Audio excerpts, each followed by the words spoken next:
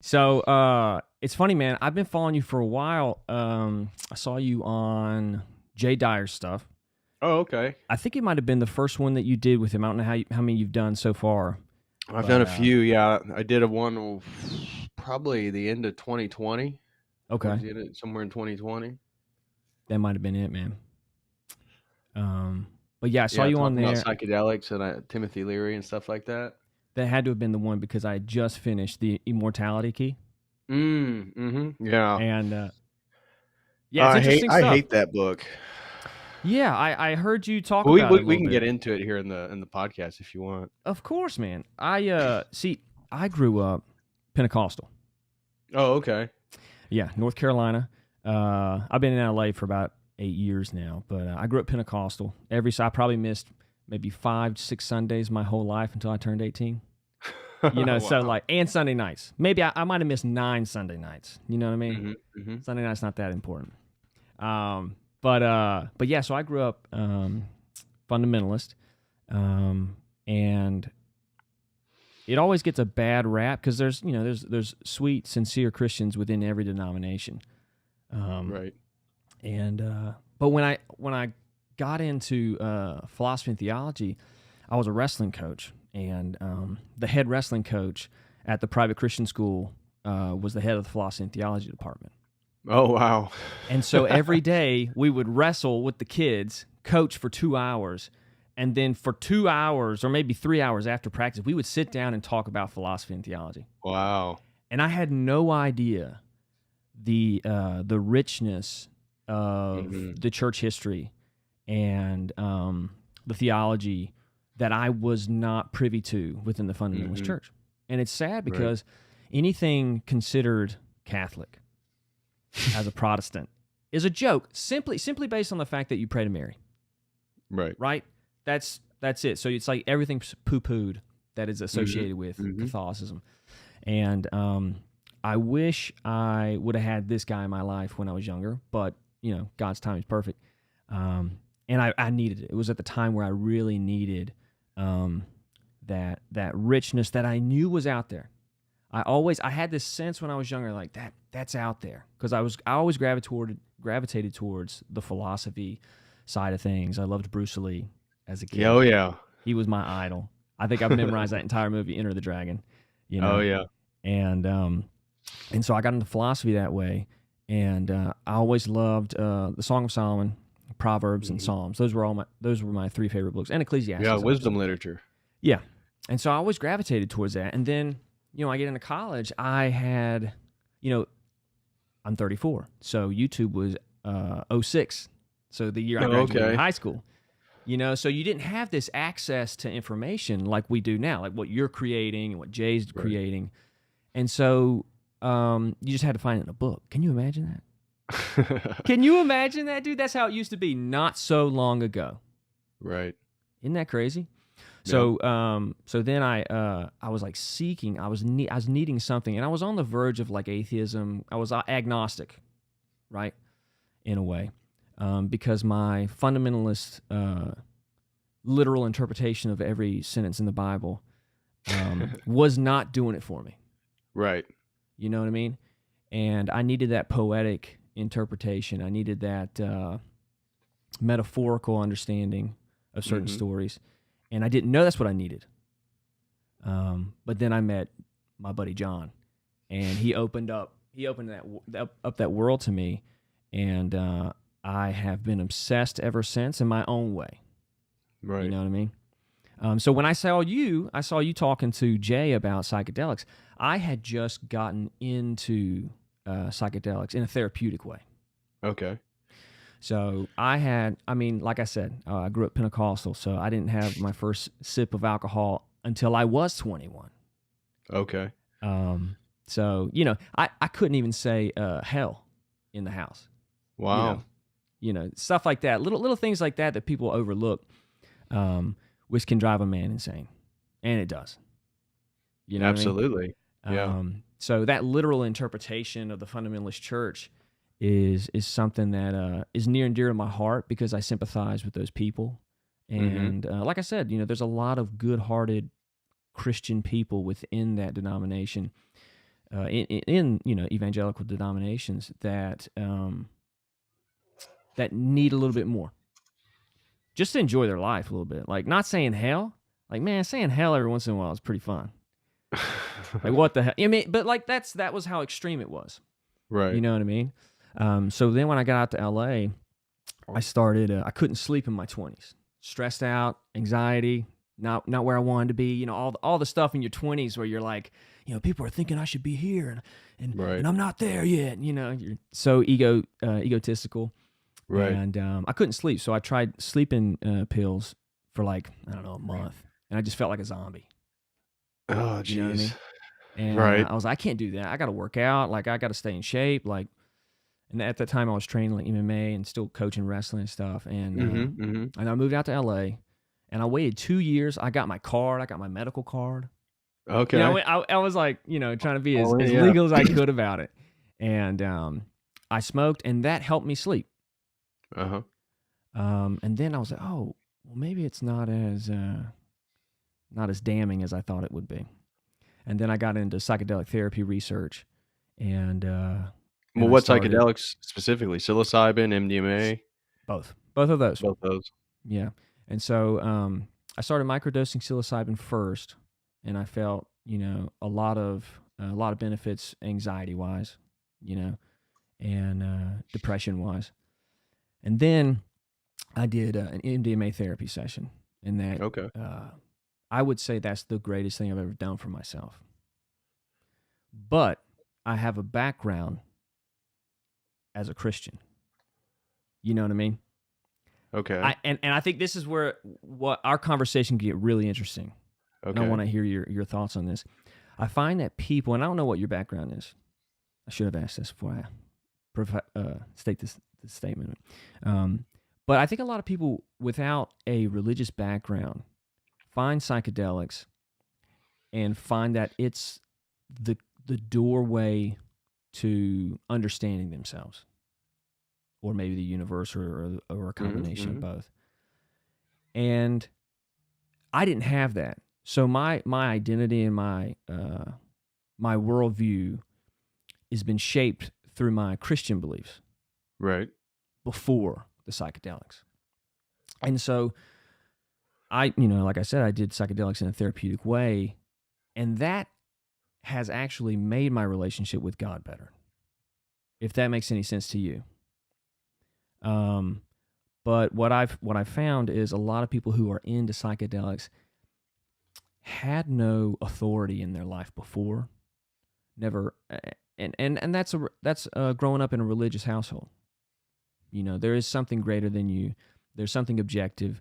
There's a moral objectivity to existence that you have to somehow subdue yourself under, and say, hey, my will is not always going to be the best in every situation.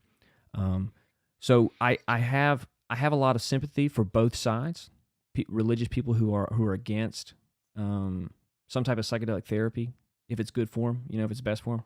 And then also for people who had no religious background and then got into psychedelics and then kind of assume that is the doorway and everyone else is dumb or uninformed.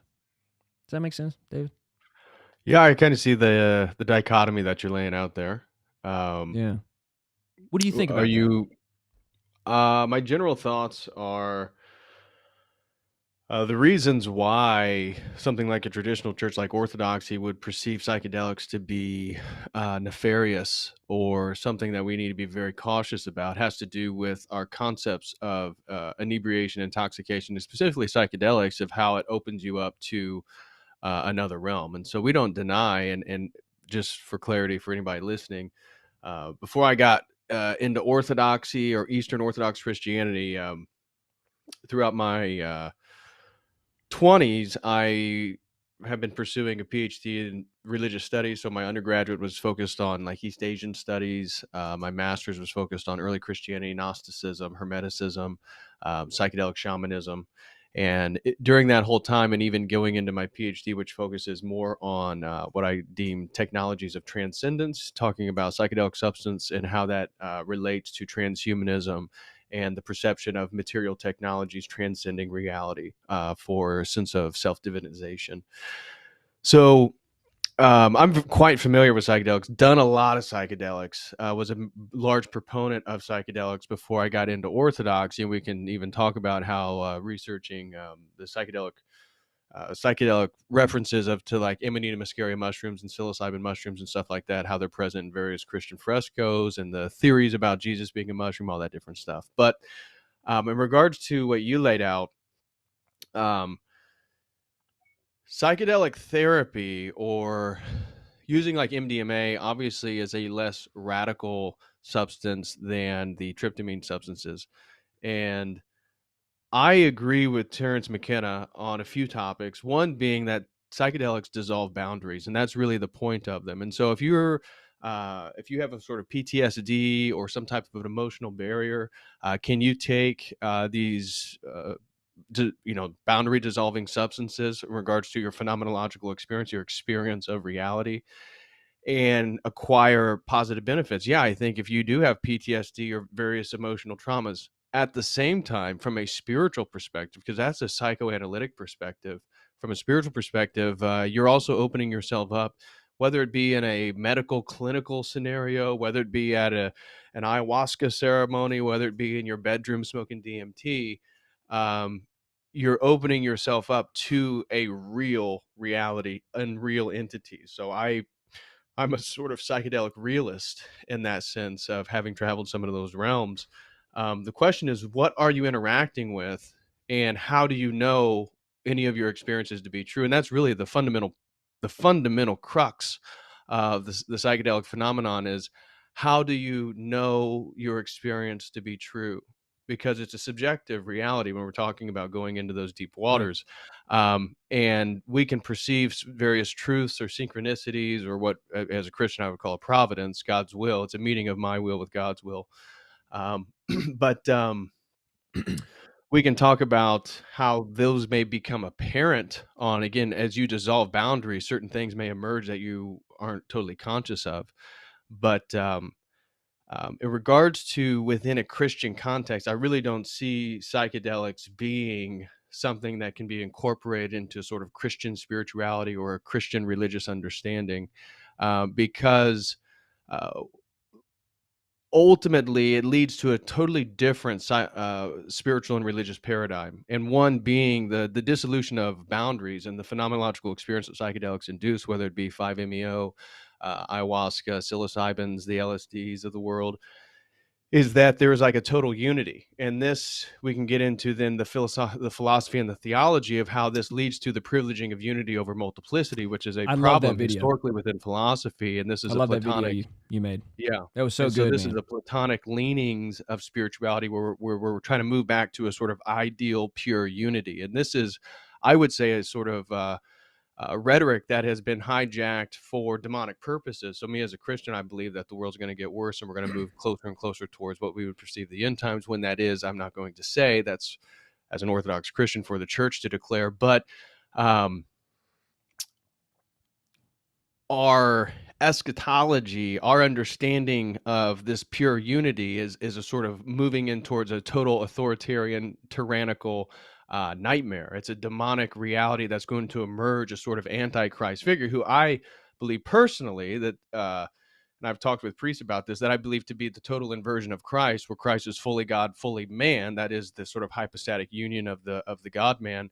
That the Antichrist will be a sort of blending of fully machine, fully man, and that he will be a full sort of transhumanist figure, and he will be worshipped as a god. And so I think psychedelics actually totally lead people into that paradigm, because the basis of the epistemology of how do you know something to be true when you take psychedelics is going to be totally based on your experience, because fanciful things happen, things that are totally outside the bounds of ordinary cognition. So you're not using just straightforward logic. There's a mixture and confluence of high emotional energy, visual cues, visual aesthetics, all this stuff's going on. So I think what it does is it leads people then to privilege their own experience as being true over maybe more traditional approaches like formal understandings of logic. And this then leads to me navigating the world by emotion, which I believe is a very dangerous way to go about navigating the world, which I believe Christianity then is trying to tell people not necessarily to do. Right. Um, and so if we're totally led by our emotions, then our pleasures, this demonic system is going to lure us like a donkey with a carrot back into this privileging of unity over multiplicity, which I think is the demonic process that we're really up against in the world. So it's a very tricky question. Yeah. I brought in a lot of things there when you're talking about psychedelics, because can they help people? Yes. Mm-hmm. Have I done them? Yes. Um, can they hurt people? Yes. Do they open you up to a real reality, or is this stuff just in your imagination? No, I believe they're actually real. I believe there's a real spiritual underlying there, and I believe that God can meet people there. So I think that Christ and God can do anything. It is the true God. So even if there are demonic entities or entities that we would certainly not support as Right. being messengers of God within the psychedelic realm, that doesn't mean that positive things can't occur. But do I think that taking psychedelics is a way to move closer to God's will? I do not. And so that's kind of my take on go Yeah. wherever you want to go from there. Yeah, man. So when you got into psychedelics, what were your experiences like? Because like I said, I've only microdosed psilocybin, and that's 100 to 300 milligrams of psilocybin. This is so small, right? Right. There's no That's tiny. hallucinatory effects at all. So I've never tripped on mushrooms. So my experience compared to your experience is completely different. You know what I mean? Right. Yeah. So when I was in my 20s, I started to really get into about the time I went to China twice. So I was really interested in Taoism and Chinese forms of Buddhism. And so went there to study Mandarin at a university. And around that time, I was also getting interested in psychedelics, particularly listening to a lot of Terrence McKenna and Robert Anton Wilson, Timothy Leary. And so my approach to psychedelics was not um, a medically oriented process. It was purely for the purposes of what I perceive to be the leading frontier of the religious phenomenon. Because I study religion. That's what I do, and so I perceive myself as being a sort of in the very leading edge of the historical enterprise of trying to understand what's going on, and that these psychedelic substances were not only the origin and source of what religion comes from, but then now in the 20th and 21st century is going to be the doorway back to a sort of utopia. That was my perception, and so Yeah. I went really hardcore. So I'm talking anywhere between the sort of 5 grams in silent darkness up to 5 to 8 grams of psilocybin, anywhere between 2 to 10 hits of acid, liquid acid, gel tablets, going to raves, smoking DMT as much as I can get my hands on. So I was interested in going into the deepest waters possible, because I thought that the deeper I went, the more of a sort of connecting of dots, or maybe from a Buddhist context, a sort of minor Satori experience I would have. And I felt like when I came out, then I could piece things more and more together. And I was pretty intent on that for multiple years. And it wasn't until at the end of my master's degree that one of my DMT experiences and LSD experiences, what I believed was about to happen in my life, and all this insight and gnosis, this knowledge that I was acquiring, didn't come true. And that slowly sort of caused a fracture in this idea that the psychedelic experiences I was having, which was a totalizing understanding of my reality, wasn't actually matching on then to reality itself that I'm having to deal with and get a job and do XYZ. So What was that um specific thing, if go you don't ahead. mind? What was that specific thing that didn't happen like you had envisioned, Yeah. if So you don't mind me asking? I smoked DMT one time during my master's degree, and had a very vivid experience.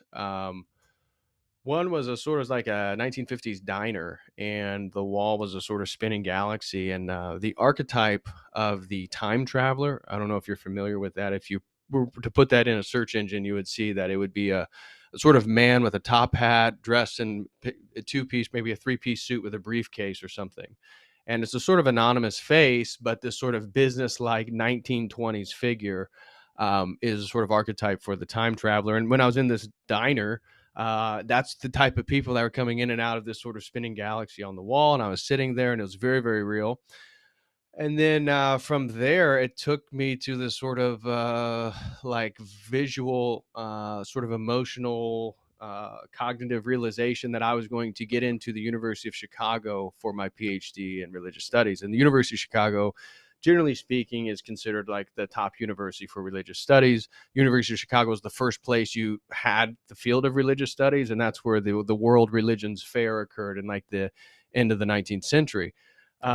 So I was at the University of Illinois, had this experience, and was totally convinced that I was going to get it. Now, I applied, didn't even apply to some of these other schools, didn't get in, um, and had to eventually go sell cars for a year, and then got into Berkeley, the GTU, the Graduate Theological Union, where I was wanting to do research on people who claimed to be spiritual but not religious, and why they appropriated certain religious symbols, why Buddha heads, why Ganesha, why Christ or Christ conscious. So that's what I went, and I was a non-believer at the time. That then led to my first semester doing research on a book called the Psychedelic Gospels, which is interested in evidence of Amanita muscaria and various psilocybin type mushroom frescoes present within southern France, Germany, northern Italy, and Turkey. And the author was making the claim that this was the sort of secret Eucharist of the Christian tradition, and that the sort of sacramental wine and bread was a sober, false Eucharistic tradition. And so I was a non-believer, very much interested in psychedelics, had a YouTube channel, thriving YouTube channel promoting all that stuff. And I dove into it and realized that all the evidence was obviously historically contextualized. It all existed between the 900s and the 1300s. And deeper research led to me realizing that a group called the Cathars, which was a Gnostic heresy that emerged during this time, during the medieval period, right in that area. And then even during the Inquisition, when the sort of killing of the Albigensians, these were a sort of Cathar community. So the Inquisition was a way to sort of put down this stuff. And that's why you don't see it after the 1300s, because things like the leader of the Knights Templar was killed right in the first decade of the 14th century, so the 1300s there. And that's what eventually led, side note, but it led then the Templars moving north and establishing itself as Scottish Freemasonry. And so you see that then emerge within that later half of the 14th century into the 15th century. Anyways, that's a digression, but the looking into the Psychedelic Gospels led to this research and looking at these sort of Gnostic heresies, which then has led into further research of myself, looking into the use of mushrooms within Gnosticism. And so John Marco Allegro, the famous linguist dealing with some of the dead languages around the Mediterranean, made the claim in The Sacred Cross and the Mushroom that Jesus Christ himself was a mushroom. Now, nobody has came and validated that book, and so it's still sort of a mantra amongst the psychedelic community to always reference John Marco Allegro and Christ was a mushroom, even though at this point, 21st century biblical scholarship, many non-believers now, the majority of atheist scholars agree that Jesus of Nazareth was a historical person, that Christianity was founded on this, but they don't believe he was God. They don't believe in the miracles and all this different stuff. They think this was just the explanation because that's what the evidence points for. And so there's been nobody regarding, and John Marco Allegro was a Dead Sea Scrolls scholar, but everybody kind of condemned him when he came out with this book. But that's still, again, a mantra, the immortality keys, basically, of the same idea. And that book is, in my opinion, as an academic, a real joke. To take seriously this talking about multiple religious traditions, the nuance there is just not there at all. But looking into these Gnostic traditions, I do believe that they were using psychedelics as the Eucharist. And I've, in other research I've done for my program, looked at Hippolytus and Irenaeus and looking at a lot of these early church fathers talking about the Gnostics. And you do find absolutely instances of them drinking certain potions for inebriating intoxications, for certain rituals, for group sex. And this is known amongst the various Gnostic groups. So my conclusion then came that maybe in the East and Russia, because there's books, for example, from R. Gordon Wasson and his wife um, Valentina Pavlovna, they wrote a book called Russia, Mushrooms and History, or Russia, History and Mushrooms, or something like that. But it talks about the linguistic connection of Slavic languages to mushroom picking, or they would call it was a mushroom philic condition culture. So Slavic cultures, generally speaking, it's not uncommon for grandmothers to take their granddaughters to the woods to pick wild mushrooms, tell them which species, what type of cuisines to cook it with, and all this different stuff. And so they have tons of words for mushrooms, whereas in English you do not find that. However, in French and Italian, you do find many more words for mushrooms than, say, in German or English. Anyways, that obviously relates to some of the fresco stuff, but the book Russia, Mushrooms and History showed that Slavic languages are much more mushroom philic. So I thought, oh, well, if I go look at the Eastern Orthodox Church and theology, I bet in their iconography I'll find more evidence of the mushroom frescoes I found in these Gnostic communities in Western Europe. Fast forward, I then learn about church history. I then learn about the theology, and I already had a background in philosophy. So then learning about what I call, and what I do now, and why we're having this conversation, is due to my now newer YouTube channel called Church of the Eternal Logos, where I use the Logos theology of Eastern Orthodoxy then to analyze and talk about various topics or current events and stuff like that. So fast forward, took that class, learned that theology, was a non-believer, and then slowly but surely diving deeper into that reality, eventually my heart was converted along with my mind. And by the end of 2018, on 11/11/18, I gave my life to Christ, and been Eastern Orthodox, or at least pursuing that, and then eventually got brought into the church. So long roundabout story, but I'm sure Yeah, I anybody love it, listening, dude. that's going I to give a loved it. little bit more of a context of how I know so much about all this mushrooms and psychedelic stuff and how it relates to Christianity. Yeah, man, I love that story. So you became a Christian in 2018. Well, I grew up Methodist, though. So I grew Okay. up in a conservative Methodist. What was And that then like? it was good. I mean, all my family was all Methodist. My dad's family has a long line of Methodist pastors, and Oh, okay. always went to Interesting. church. Yeah, I went to church pretty regularly when I was a kid, part of the church. And then I remember in high school, um, I wanted to be more involved. Was still pretty involved in my church, and then went to college. That's when I really Mhm. got into like pot smoking and stuff like Okay. that.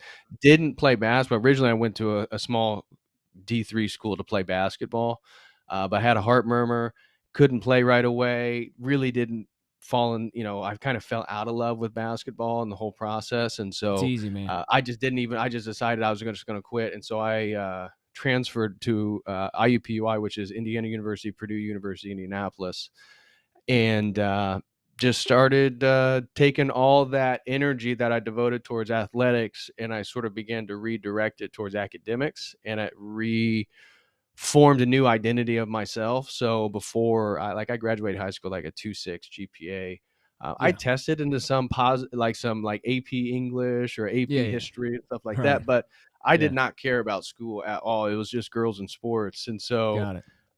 it wasn't until sports were no longer there that I sort of had an identity crisis. That led to then like devoting myself to my studies, and then acing all my classes, and then becoming a biology major, and then acing all those classes and doing better than some of the pre-med students, and seeing, wow, if I have a skill at, if I devote myself to something, I can become good at anything. That was the self-confidence I had, and that sort of set a domino effect of doing better at school, deciding to then become a biology major, then a double major in religious studies, then I wanted to compete in Taekwondo. I was doing that, and then I wanted to go to China, so I decided to learn Mandarin. And I was a minor, and then I turned that into a certificate. Went to China twice, and so I just kept doing this stuff, just adding more and more things, because I felt like it was my own discipline and my own will that like I could, in a sense, learn or conquer anything I wanted to. And so that has then been a journey throughout my 20s, which then involved all the psychedelics, all the drugs. We can get into magic, all that type of stuff, which then eventually led back to Orthodoxy. And so it was that first semester when I was 19 when I took an introductory to Bible class, and learned about a lot of these scholastic and academic criticisms regarding biblical scholarship. And so looking at the multiple authors theory, looking at the Book of Gilgamesh, looking up Right. how all this stuff ties together. And that really shook this sort of naive Christian Methodist. So by the time I was done with that semester, I was like, well, I guess I can't really be Christian. Right. So that's when it got me into like being spiritual. And then I was taking the religious studies courses. So then I learned about Buddhism and Taoism, and Eastern mysticism just really enthralled me. And so that's Yeah. an easy gateway into psychedelics and Eastern mysticism. Interesting. Those things Okay. kind of go together. So it was that Bible class that really kind of shook the foundation of your faith in a way. Yeah, because I just learned so much that people didn't know, and then learning about a lot of the Gnostic Within the scripture, Christian like, community, you're saying? oh yeah, Yeah.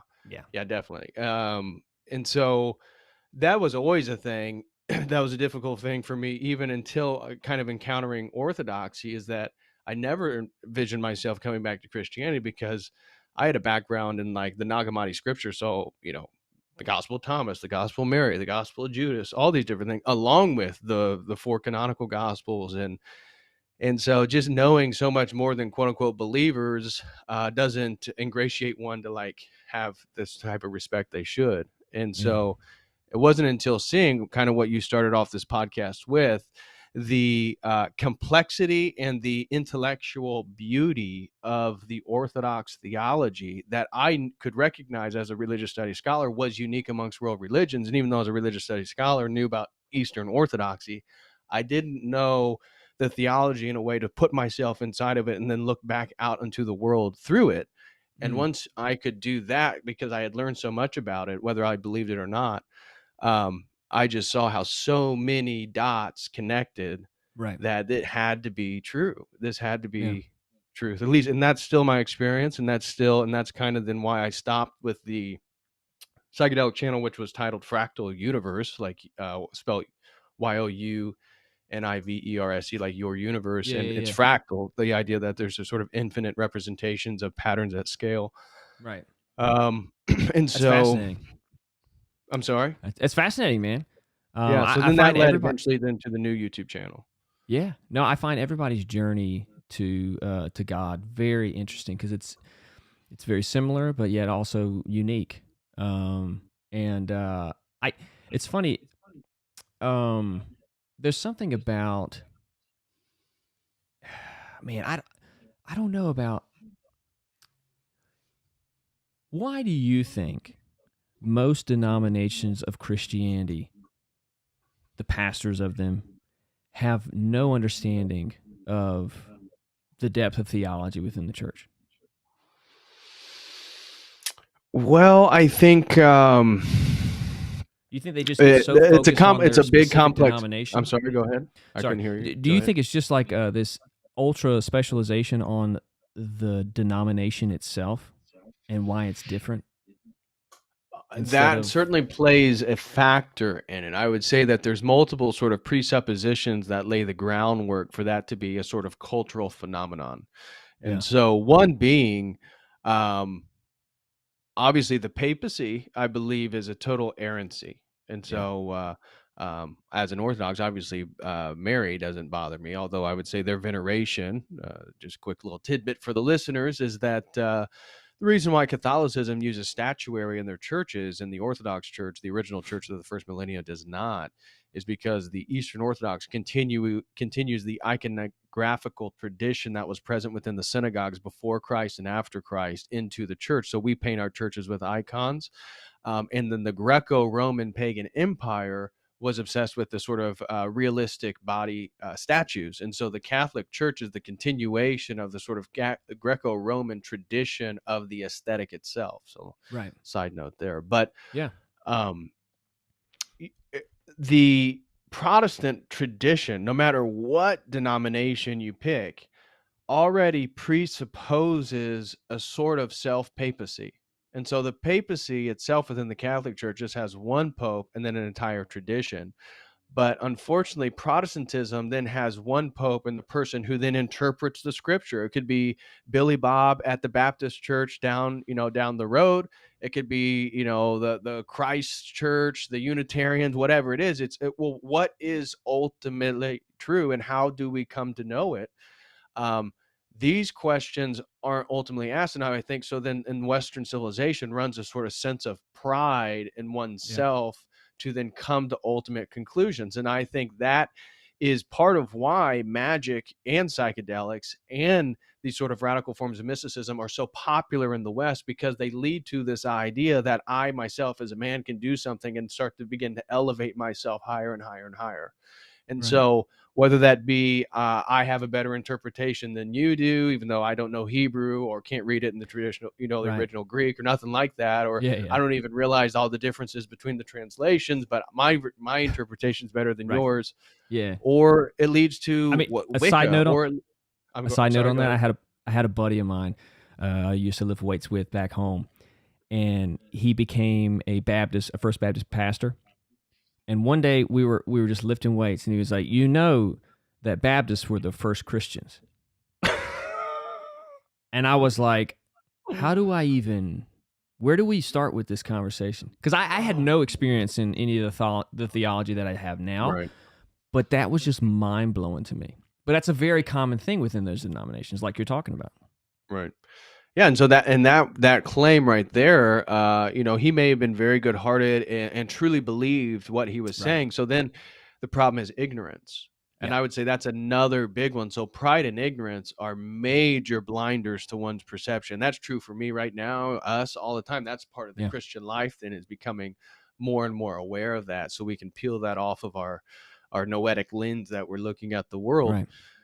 And so you look, how many people even know about church history? How many people know about the councils? How many people even know that it's St. Athanasius standing up at the first council arguing, and it basically split 40 in favor, 60 against, that Christ is fully God, fully man. And because of his rhetorical and his oration standing up in front of all the bishops, convinced them that the logical conclusion of Christ and theosis, us being divinized by him and being a bridge into divinity, he would have to be fully God and fully man. And then making the Greek philosophical arguments of the hypostasis and scripture and all this different stuff. He convinced them. That was the first council. The entirety of Christianity then has the presupposition, of course, Christ is God. Right. Well, that was debated in the first council, and the majority of the church was Arian. And so people just don't know history. They don't know.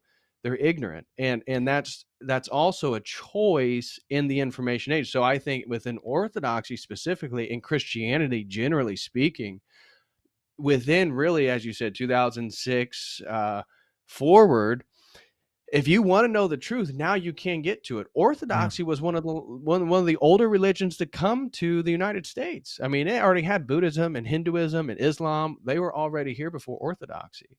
And so the Bolshevik Revolution and the Soviet Union and Russia is what propelled so many people to come to Alaska, which then eventually that brought in more Orthodox Christianity, specifically Russians. We had Greeks, in St. Augustine, Florida. It's the first Greek Orthodox church in the United States, but that wasn't like a mass phenomenon. There weren't tons of Orthodox Christians. That is a later phenomenon, really, with the Russians. And so Orthodoxy, interestingly, is the oldest form of Christianity. It's the true form for the first 1,000 years. The oldest dynastic kingdom in world history is the Byzantine Empire, an Orthodox Christian empire. And yet people in the West just have this belief that the Roman Empire ends and then you have Charlemagne.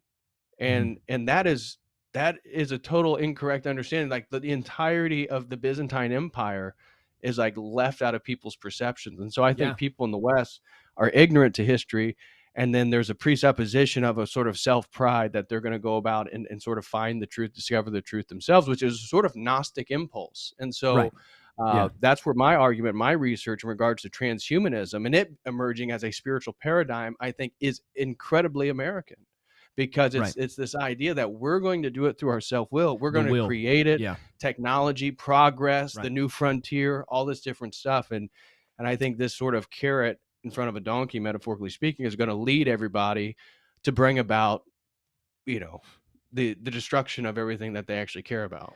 Sure. Or imagine, or invisible carrot or non-existent carrot in front of a donkey, right? Yeah, exactly. Yeah, it'd be a metaverse. Fake carrot.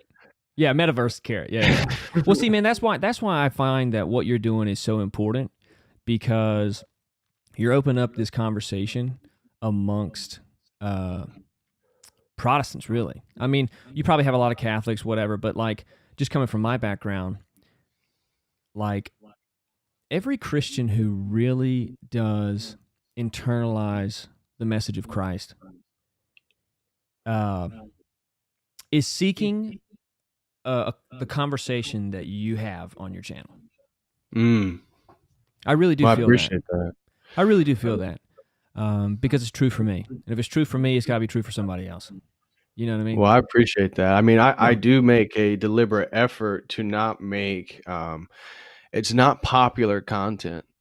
I make, for those listening, my average stream is at least an hour and a half.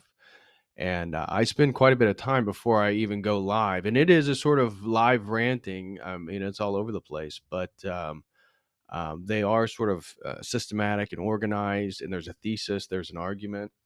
And so it's long drawn out content for people who want to think about a topic. And so I have had Protestants and Catholics, but I tell you, the people that are the most emails that I get from my YouTube channel are the people into psychedelics and the people into the occult and the people into the New Age. Because there's a sense, especially with the psychedelics, of, again, the self-pride is you really can't listen to somebody who hasn't done it. It's like somebody who's never had sex telling you about how bad sex is, and you've had sex, and you're like, well, no, sex isn't, like, what are you talking about? Like, you don't, why would I listen to you? And that's how it is with psychedelics too, good or bad. Right. And so it takes somebody who's, oh yeah, I've done all that. Yeah, I've done that. Oh, you don't believe me? Well, here's a whole YouTube channel. Here's a whole life, a previous life I've lived, talking about all that stuff. And so then it's like, well, people can listen up. They may not agree at first, but then they see the consistency and the depth of conversation that I'm trying to bring about. Whether you want to talk about Jungian synchronicities, Jungian understandings of archetype, and how that relates then to the logos, Christ, the Word, the incarnation. Again, tying in Jordan Peter. You can, for me, it's like all this stuff. I can speak to all this stuff because Orthodoxy is the truth. And so then the truth resonates at every single level, whether it's literal, whether it's metaphorical, allegorical, archetypal, It doesn't matter. Yeah. And that's something that your regular Pentecostal pastor can't do. And I don't know if you're on TikTok, man, but the only reason I'm on TikTok is to build the YouTube channel, the podcast, and it's really helped. But it's the only place for organic growth. All the other algorithms, I mean, TikTok's really degenerate, and it's a psychological weapon, obviously. But at the same time, I'm on TikTok. I just started a TikTok. Oh, you did? Nice. Yeah, because what I mean, if you're making content, not being on it isn't the solution. For me, in the way that the work that I'm trying to do for Christ, I feel like that's what my job is. My job is to like have one foot in the mud, like in the world. I'm not a monastic. Oh yeah. I am trying to speak to regular people, and especially young men. So it's like, well, where else am I going to do that other than TikTok? You got to get exactly. Yeah, it's funny. I was thinking the other day, Joe Rogan's fan base. I mean, when we started listening to Joe Rogan, we were in our 20s, right? Oh yeah. He was 40. You know what I mean? It's like, it's weird. It's like you when you grow up, you kind of want like older men to like admire you, be like, hey, look, like, I got my shit together. Right. I'm one of you. And it's kind of like, you're never going to get that. Right. And then you only get it from like the younger people. Like I realized that when I was coaching wrestling, it's like those kids admired me. And I was like, oh, wow, they actually admire me for all the traits I thought I had that I don't get admiration from older men or whatever that, you try to win over. So it's like, it's funny how people find you, and you didn't know that was the group that you were talking to, or you were meant to Right. inspire, But I was on Right. TikTok, and I came across this Pentecostal pastor, man, and he was like speaking in tongues and and performing, Right. on TikTok, and I was like, wow. I was like, you know what? Thank God for TikTok, because it's going to expose this interpretation of Christianity as bogus in some ways. In other ways, And it can be edifying. as a scholar of religion, the fastest growing form of Christianity is Pentecostalism. So obviously, there's Really? Mormonism, which is ironically growing quite well. Yeah. Um, and then the fastest denomination, more so than Catholicism, more so than Orthodoxy, and it has to do with Pentecostals moving into places like Central America, South America, Right. Africa, and That makes sense. blending the charismatic attributes of the Pentecostal spirituality with traditional forms of magic and folk religion. Mm. And so, because they're doing that, Pentecostalism is absolutely spreading like wildfire across like Africa and South America, stuff like that. Wow. That's fascinating, man. Because I remember in my Pentecostal church, they would do missions to India. India was the spot where they would Yeah, go. and that's where they want the more mystical the culture, the more susceptible people to are taking a liking to Pentecostalism, because this idea of they claim being possessed by the Spirit. Obviously, I don't agree with that analysis. Um, Places that do that are going to be way more welcoming to that, and some people may get like that flavor a little bit better. Yeah. Yeah. I mean, it's a fascinating thing. I mean, every Sunday people were speaking in tongues. My pastor was speaking in tongues every Sunday. So it's a very common thing for me. And when you say that to somebody, they're like, Excuse they're me. like, wow, okay, this guy's crazy. Like, he grew up in a cult. And it's like, yeah, in a way, yeah, I did grow up in a cult. I mean, I really do look at the Pentecostal church as a cult. Yeah. But it's kind of like if you had a horrible basketball coach, right? Who just made basketball hell, right? And you're like, I fucking hate basketball. Basketball's the devil. Like, I'm never playing basketball again. And it's like, is it basketball or was it the coach? Right. You know what I mean? So a lot of people, I find that within the Pentecostal church and a lot of evangelical denominations, they leave that because of that bad experience, and they shun it for 10, 15 years until they have kids, and they're like, you know what? My kids are amazing. I thank God every day. You know what? I do believe in God. It's like Right. Man, like, you didn't have to lose 15 years of your spiritual growth. There's I do another think way of perceiving your relationship with God. Yeah, and you would be able to speak to this better than I can, but at least in my life, it's been funny that I do not force Christianity or Orthodoxy on all my friends or the people generally around me day to day. Yeah. Um, but my friends who have had kids, and specifically the mothers, way more likely to adopt Christianity and become seekers, like actually Yeah. reading, learning, investigating. Now that's also happened for some of the guys I know, and maybe even opening themselves up to Orthodoxy or becoming a little bit more interested. But in regards to the close sphere of my own circle, multiple of my buddies who are sort of new age in the same place I was at, and that's why we were all friends and stuff like that, their wives, as they've got married and now have kids, become overt Christians, get baptized in maybe a Protestant church, but they're going deeper. They're on their own journey. And that's the thing, is the quest is like, you have to actually have the desire to like know what is true, whether you are a believer now or not.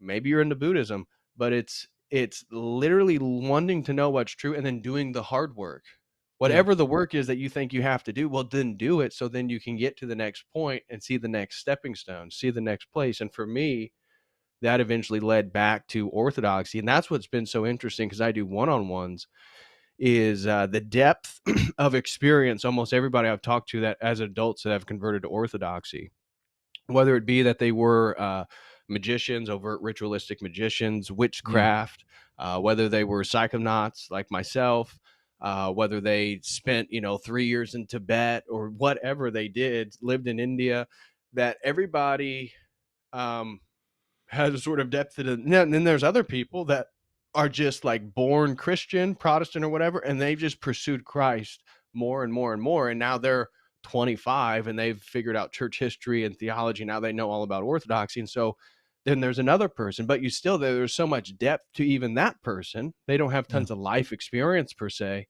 but their knowledge of faith and Christ, it is very extraordinary for their age. And so I found within Orthodoxy, it definitely attracts an individual with depth, who wants to take that whole journey on. And that, I think, has been really interesting, and a characteristic that I've really yet to see fail in regards to people that are really taking it all to their heart.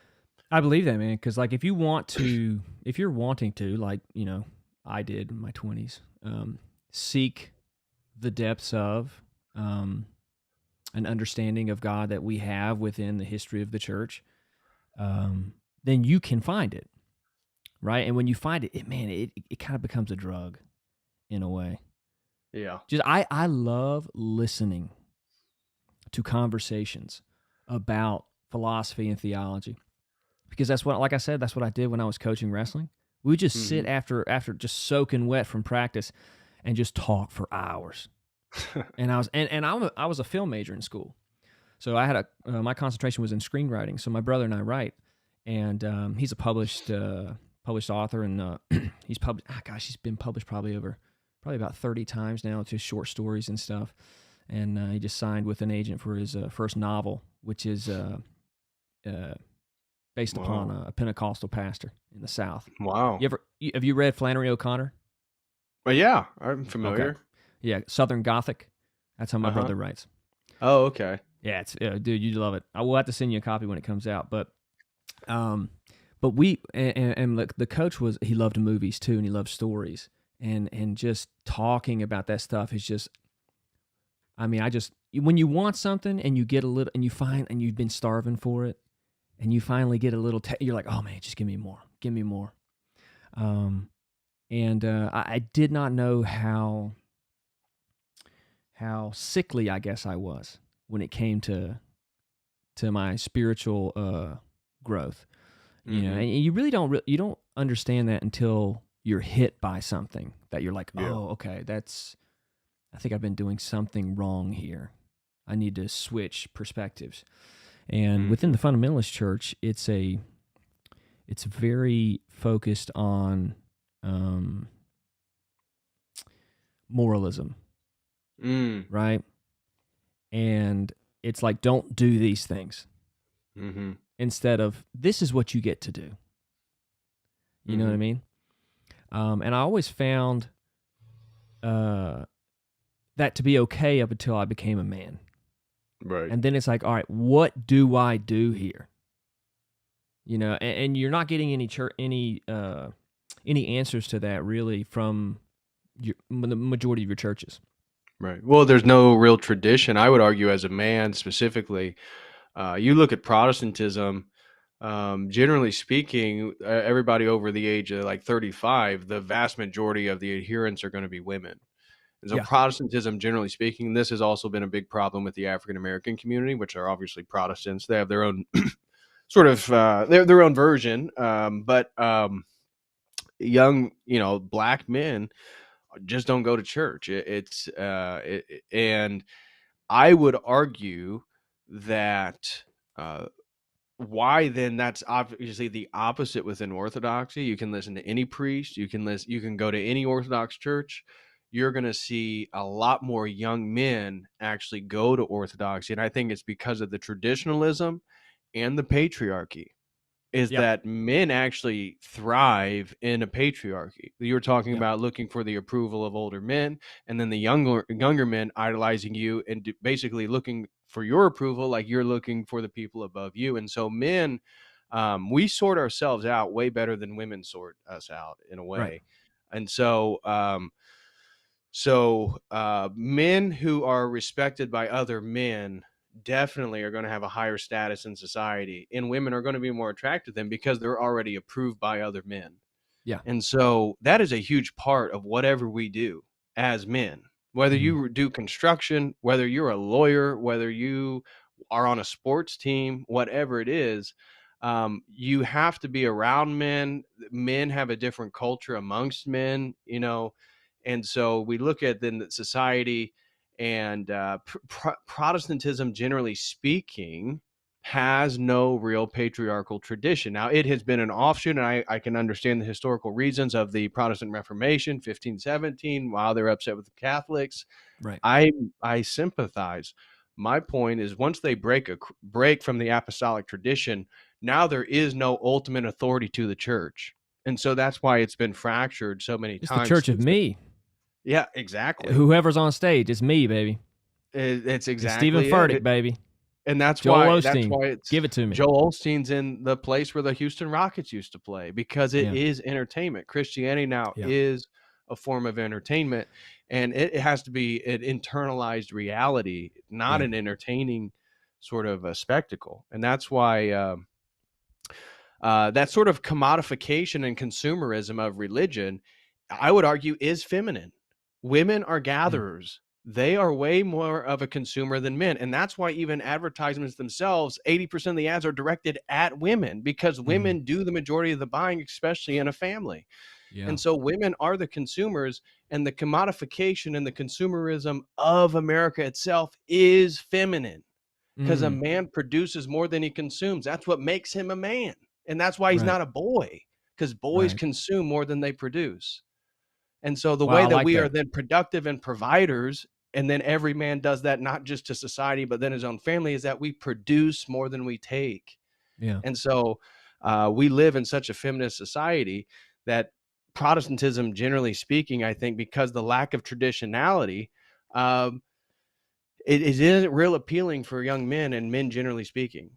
That's fascinating, because like what happens is, right, when you're in evangelical church, you see the church making money, and you see the pastor making money, and not informing you on how to make money for your family, to provide for Right. the things that you care about the most, which actually brings you to church. Right. So it's like, what are we doing here? It's like the evangelical church is the worst at actually providing for the flock. You know what I mean? Yeah. And I think that's what a lot of people find is like, and that's where I was like, well, this is not helping me produce anything. This is not helping me take care of myself financially anymore. And the You know? lack of guidance, right? Paternal guidance is really the satisfaction you'd get of the approval of the older men. It's a sort of approval of the direction of which one person is going, as you were talking about. Look what I've done. Look how I've sort of arrived. And so Protestantism, listen to their sermons. Do they have good things? I mean, I share some of the stuff on my stories. Yeah, there's good tidbits, but Right. the tradition, generally speaking, is sort of aimless, because Right. it's everybody's interpretation of the Bible, and then different translations of the Bible.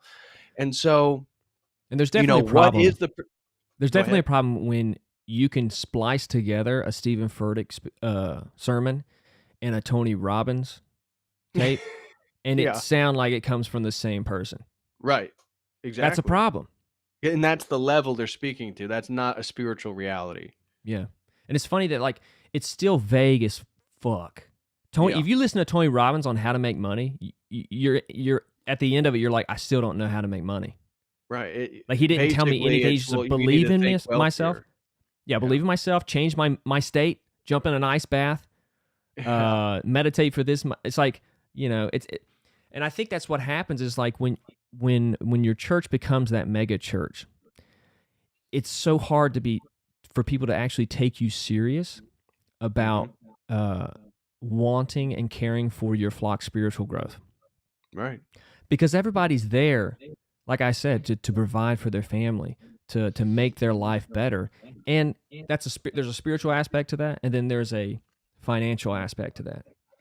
And that for so many years of my life, I would hear pastors misinterpret the Bible and be like, this is the you will have more in your latter rain, like verses like that. And it's like, I will financially bless you beyond your wildest dreams. And it was like always this financial blessing, this prosperity Yep. gospel Yep. that permeated throughout most of your sermons. And when when the evangelists would come to town, or tent revival, you'd have tent revival, and that's what they were preaching. Either some type of financial prosperity, or if you look at another woman, you are going straight to hell. Right. It's either or, and the more you control the thoughts about women in your head, the more money you'll have, because you will be so close to God that He will just bless you, and it just happens. It's just like, this is magic. Yeah. What's going on here? But you don't realize it because you connect so much with the Christian story that you're like, well, I have to listen to my elder, which is the pastor. So it's this convoluted system, and it's like getting out is the most productive thing you can do in a way, because you're not Absolutely. changing it from the inside out. Well, you can't, and there's no reason to. I mean, that'd be a fruitless battle anyways. Right, but we do it with our own family. We're Well, like, oh, well, it's not healthy, but we do it, right? It's like a natural tendency. Well, my mom, what about my brother or my sister? I can help them do this or that. And then, 15 years go by and you're like, oh, nothing changed. I should have just focused on myself and my relationship with God. And well, that absolutely is the only thing that yeah, I'm a big stickler on this, and some of the messages I try to advise to people is based on my own self experience.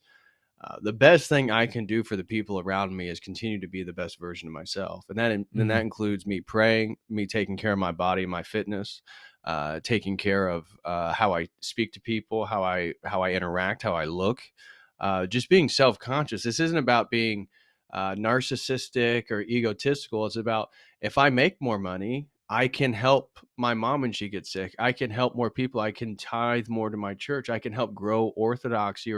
And so if we're not going to be monastics, obviously I'm Orthodox. Your example was Protestant, but we need to focus as men becoming the best versions of ourselves. So in regards to controlling our thoughts about women, I don't disagree with that. Is God going to bless you with money? Absolutely not. Those are not correlative.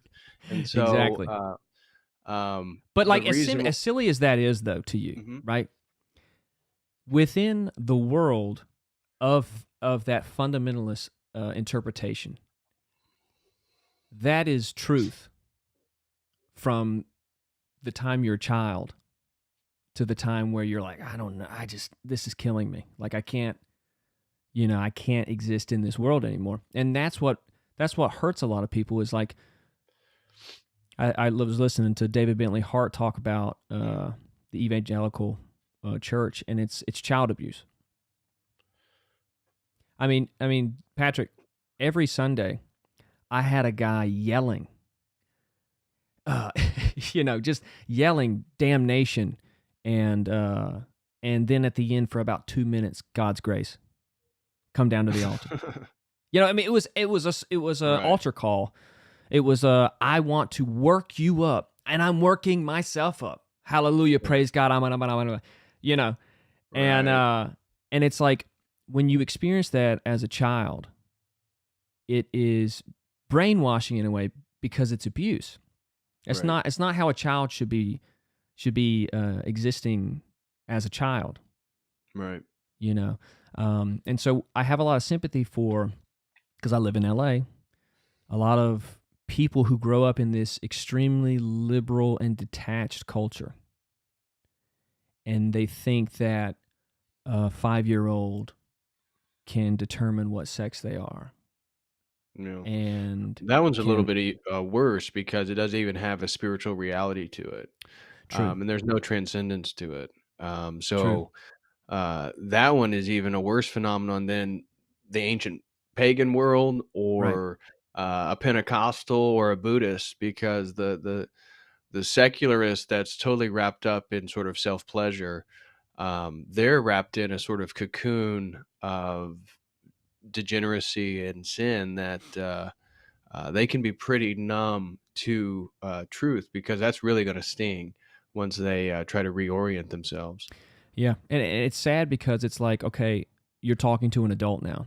You know, that person, that child that was told by their parents that it was okay to assume that they were the opposite gender of what their biology is, you know, expressing. Meanwhile, they won't let them dress themselves or feed themselves, or, I mean, it's, Yeah, and again, then now it comes that back to person's self-pride, because the reason why the parents are doing it are less because of the uh, desires of the child, and I would argue more so because of the social status, especially exactly. within elite and polite society, what that does for those parents. And so Yeah, it's a sort of narcissism. And it's a narcissism of the parents, which then leads into even a 16-year-old or an adult wanting to transgender. It's a narcissism to the degree that think that God made a mistake with the body that you have. right. But if you don't Yeah, believe in God and there is no transcendence, then who has ultimate authority? Then I do. yeah, And that is then what I argue is the recapitulation of the Luciferian fall, and how Lucifer, the most beautiful and smartest angel, fell to become the entity we refer to as Satan. right. Yeah, and it's tough to have those conversations with these people who have become adults now. Because Yeah. all of these presuppositions that this person has that makes them think this way, Yeah, you have to go castrate through themselves. one by one, and you can only do that through a relationship. Yeah, You can't have a debate with somebody. right. You know, you have to become friends with these people. And I'm a personal trainer out here. I have been for a long time, and I don't have conservative clients. You know, everybody's a liberal, politically, bet. right? And most are bet. agnostic or atheist, right? But I have been forced to, and also I want to get to know someone with opposing viewpoints and understand why. Because to me, being wrong doesn't sit well, and I don't want to. I don't want to be wrong. Right. You know, I For me, really it's like don't. losing to me. Yeah, So just as a and so man, when generally speaking, it's like competitive spirit. I don't want to be wrong. So there's an active sense of trying to figure out what is right and what is right, true. and when I see other people who are like so dead set on what I think is just missing the goal, missing the target, Yeah. it's Missing the mark, confusing, and it's also intriguing to me. And I've been able to build amazing relationships with my clients who think absolutely the opposite of me, but I've come to understand a lot of why, you know, they think certain things, and a lot of it's, you know, what is it? Nurture, nature, neighborhood, right? And it's almost like neighborhood is sometimes more important, you know? So it's like, I grew up in a small town in North Carolina. Culture's totally different, right? If you don't go to church on Sunday, that's weird, you know? If you do go to church on Sunday out here, it's like, all right, let's stay away from this person. Right. So it's like that whole culture creates a perspective that is, you know, if it's incorporated into your life as a child, it's hard to understand why it's wrong compared to other cultures. And I love those conversations, and I have them all the time. You know, because you're not, really, at the end of the day, you're not going to convince anybody of anything.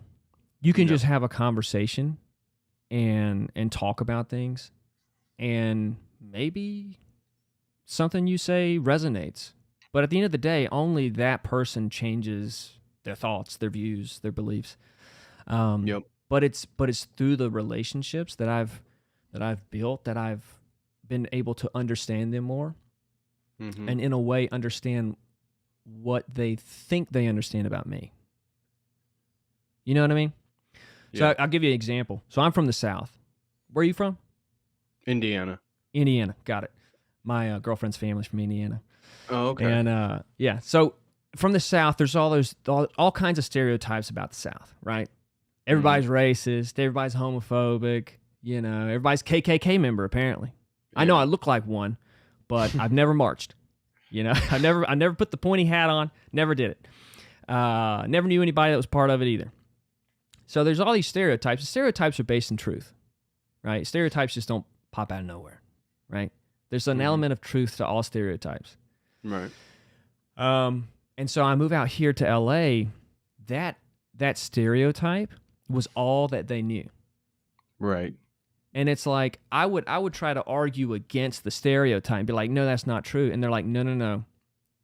This is what I know from just CNN and MSNBC. So this is the truth. And there was nothing that I could tell them about the South or stereotypes or, crazy Christians in the South that could change their opinion. The only thing that I could do is express myself or my relationship with God through me in my relationship with them. Sure. And that's it. Yeah. And we've had, when you're training somebody, I don't know if you trained anybody. I know you work out, but I don't know if you ever trained anybody.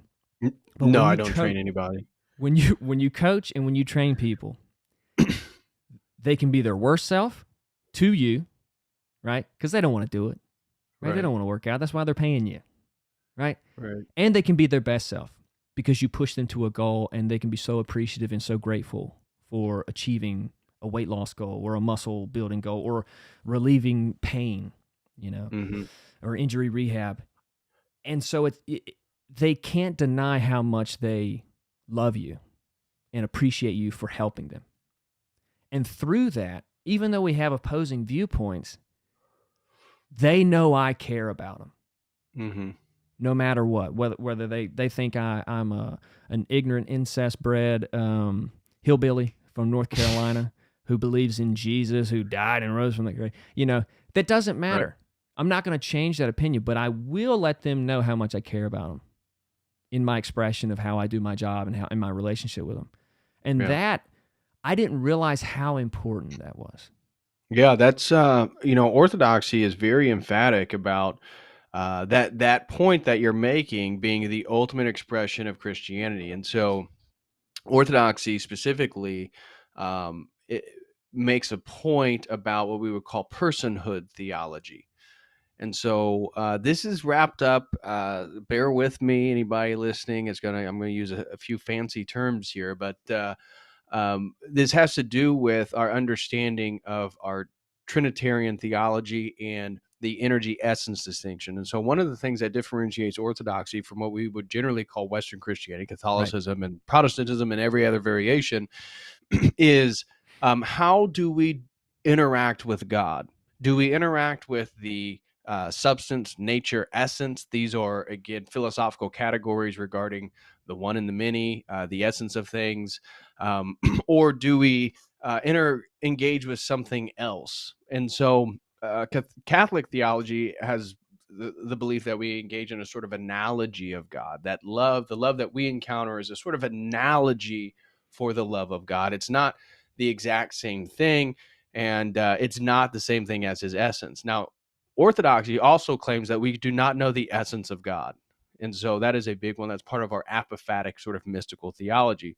But we do engage directly with God through the energies, so through what we would call his uncreated energies, which come through personhood. Only persons can engage with these sort of energetic realities. And so in Orthodoxy, logic, love, reason, compassion, mercy, honor, glory, these are all energetic realities.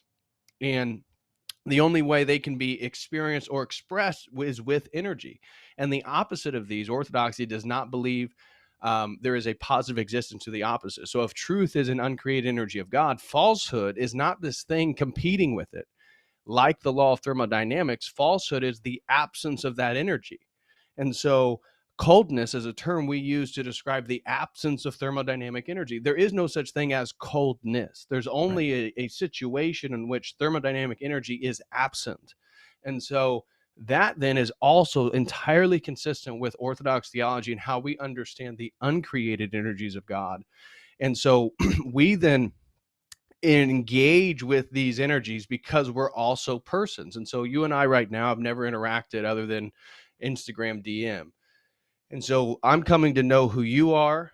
You're coming to know who I am, not my essence. Yeah, you don't know the essence of who I am, but you know who I am through the way I speak, the way I dress, the way I move my hands. These are all energetic expressions. So the only way that your personhood knows my personhood is through these energies.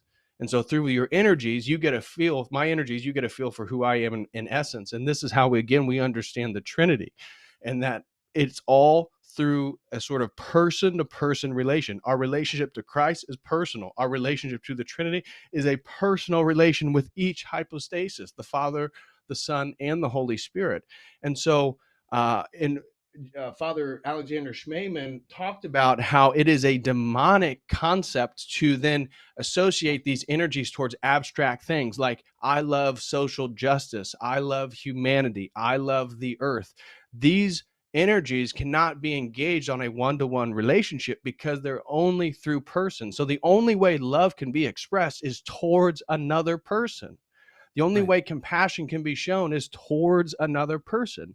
And so the only way Orthodoxy describes is to live out your Christian faith is on a person-to-person level. The only time you can evangelize or missionize is looking in the eyes of another person, because then they're experiencing your energies.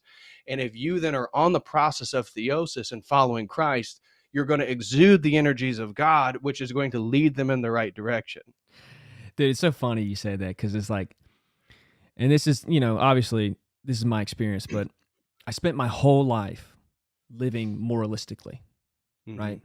No sex before marriage, that kind of thing, up until like too long. You know what I mean?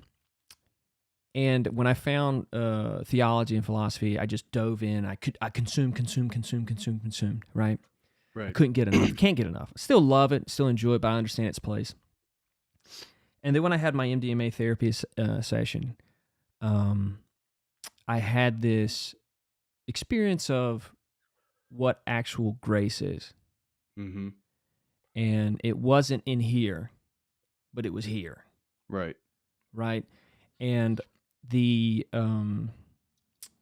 reasoning that I was grounded in, or that literal interpretation, I had nothing here in the way that I should as a grown man. Mm-hmm. And when it hit me, that when I got out of the session, I was like, I've got to look up Orthodoxy. And I've been influenced by you and Jay and David Bentley Hart especially. And I would love to get your take on David and his work. But I got out of the session. I was like, I have to look up Orthodoxy. And I went to Wikipedia. Great source for information. Right. And it spoke about theosis. And I was like, that is what I felt.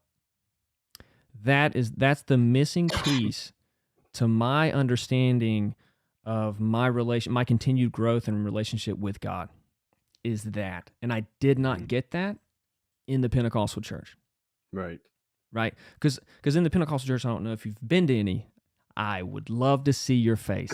I've never actually gone to a Pentecostal service, no. But the expression of speaking in tongues, right, is what they deem as the expression of the Holy Spirit entering you. I'm familiar with their indwelling in you, right? And so now it gives you a certain strength, a certain confidence in expressing yourself and living your Christian life, right?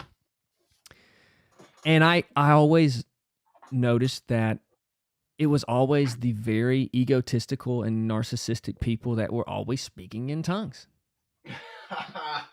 You know what I mean? That's a great thing to find, realize. And and so, obviously you understand things the older you get, but the thing with MDMA therapy, at least for me, and a lot of people who've done it, is you feel the truth for the first time. You might know it, right? But then in that MDMA therapy session, you feel it. And everything I felt in that session was like, that's Orthodoxy.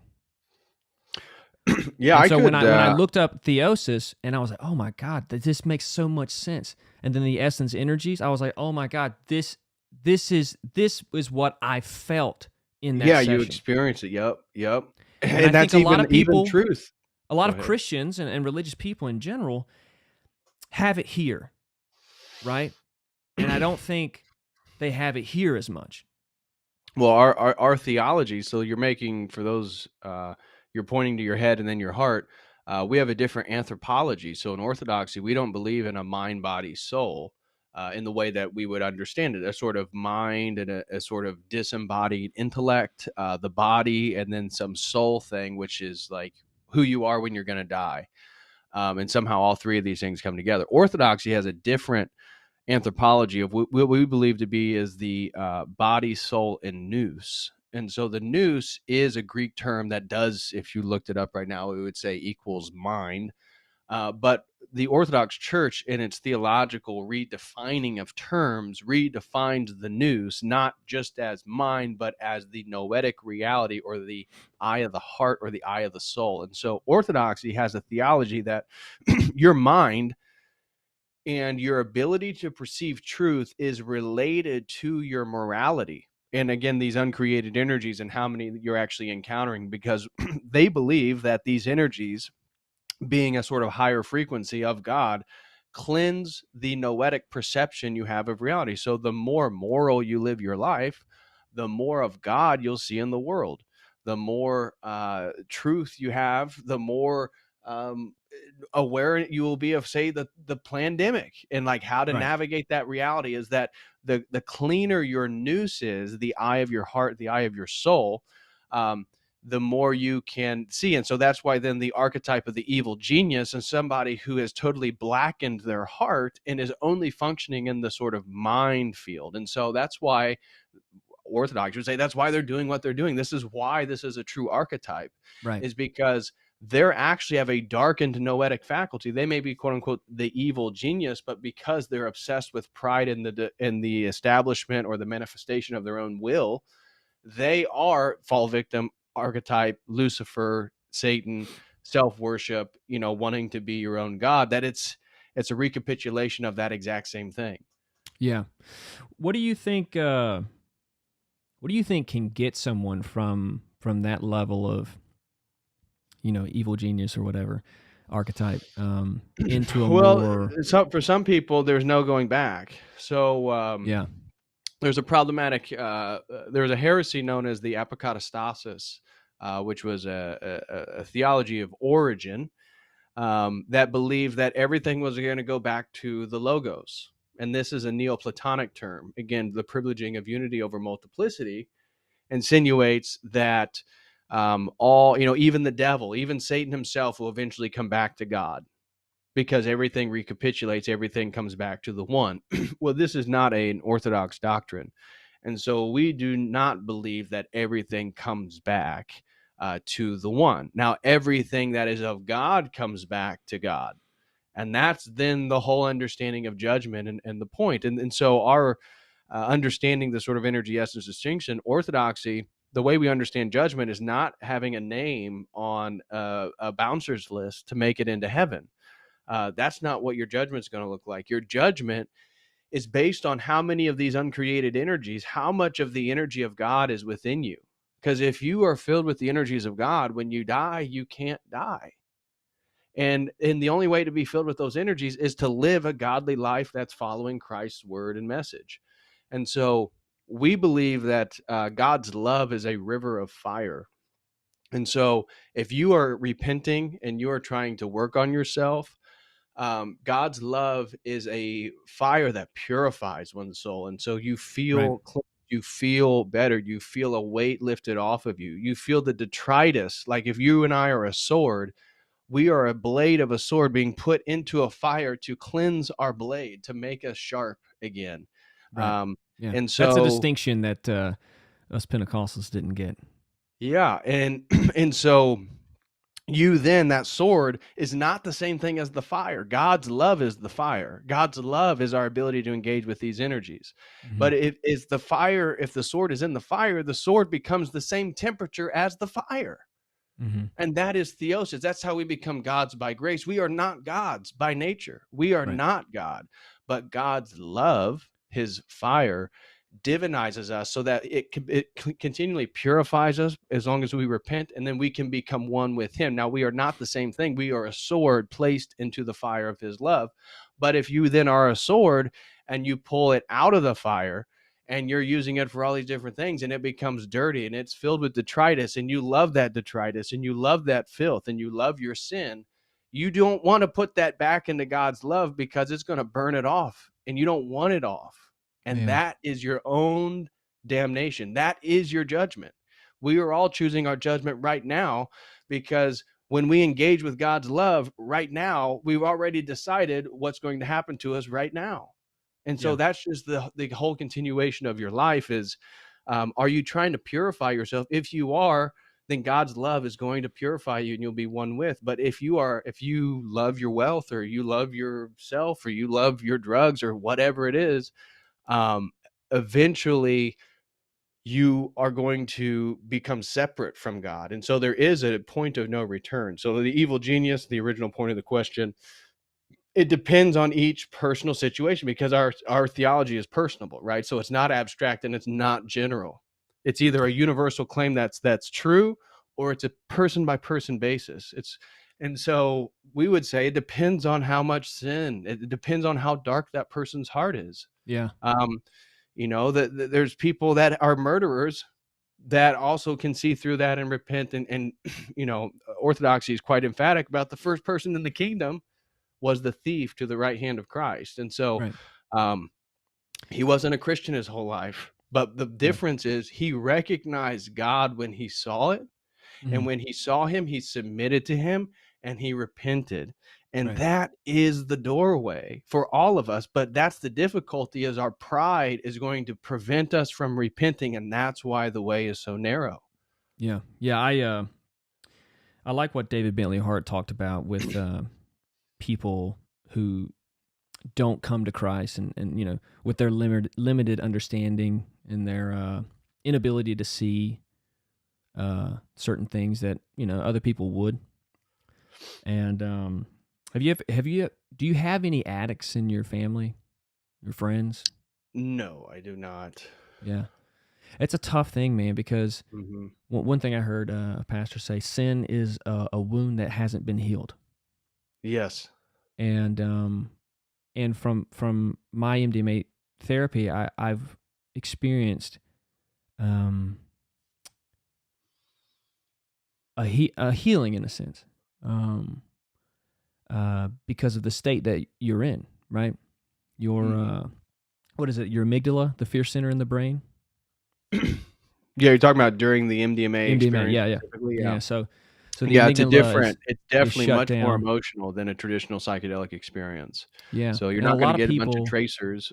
You may sort of feel a sort of crystallizing of the perception of light. So light becomes a little sharper, there's a little edge to it when you're high. But the emotional aspect of the MDMA, that is the real part of the phenomenon. And so my experience is, I personally liked the sassafras. So that's just the MDM without the amphetamine. So MDMA is obviously, it's a mixture of.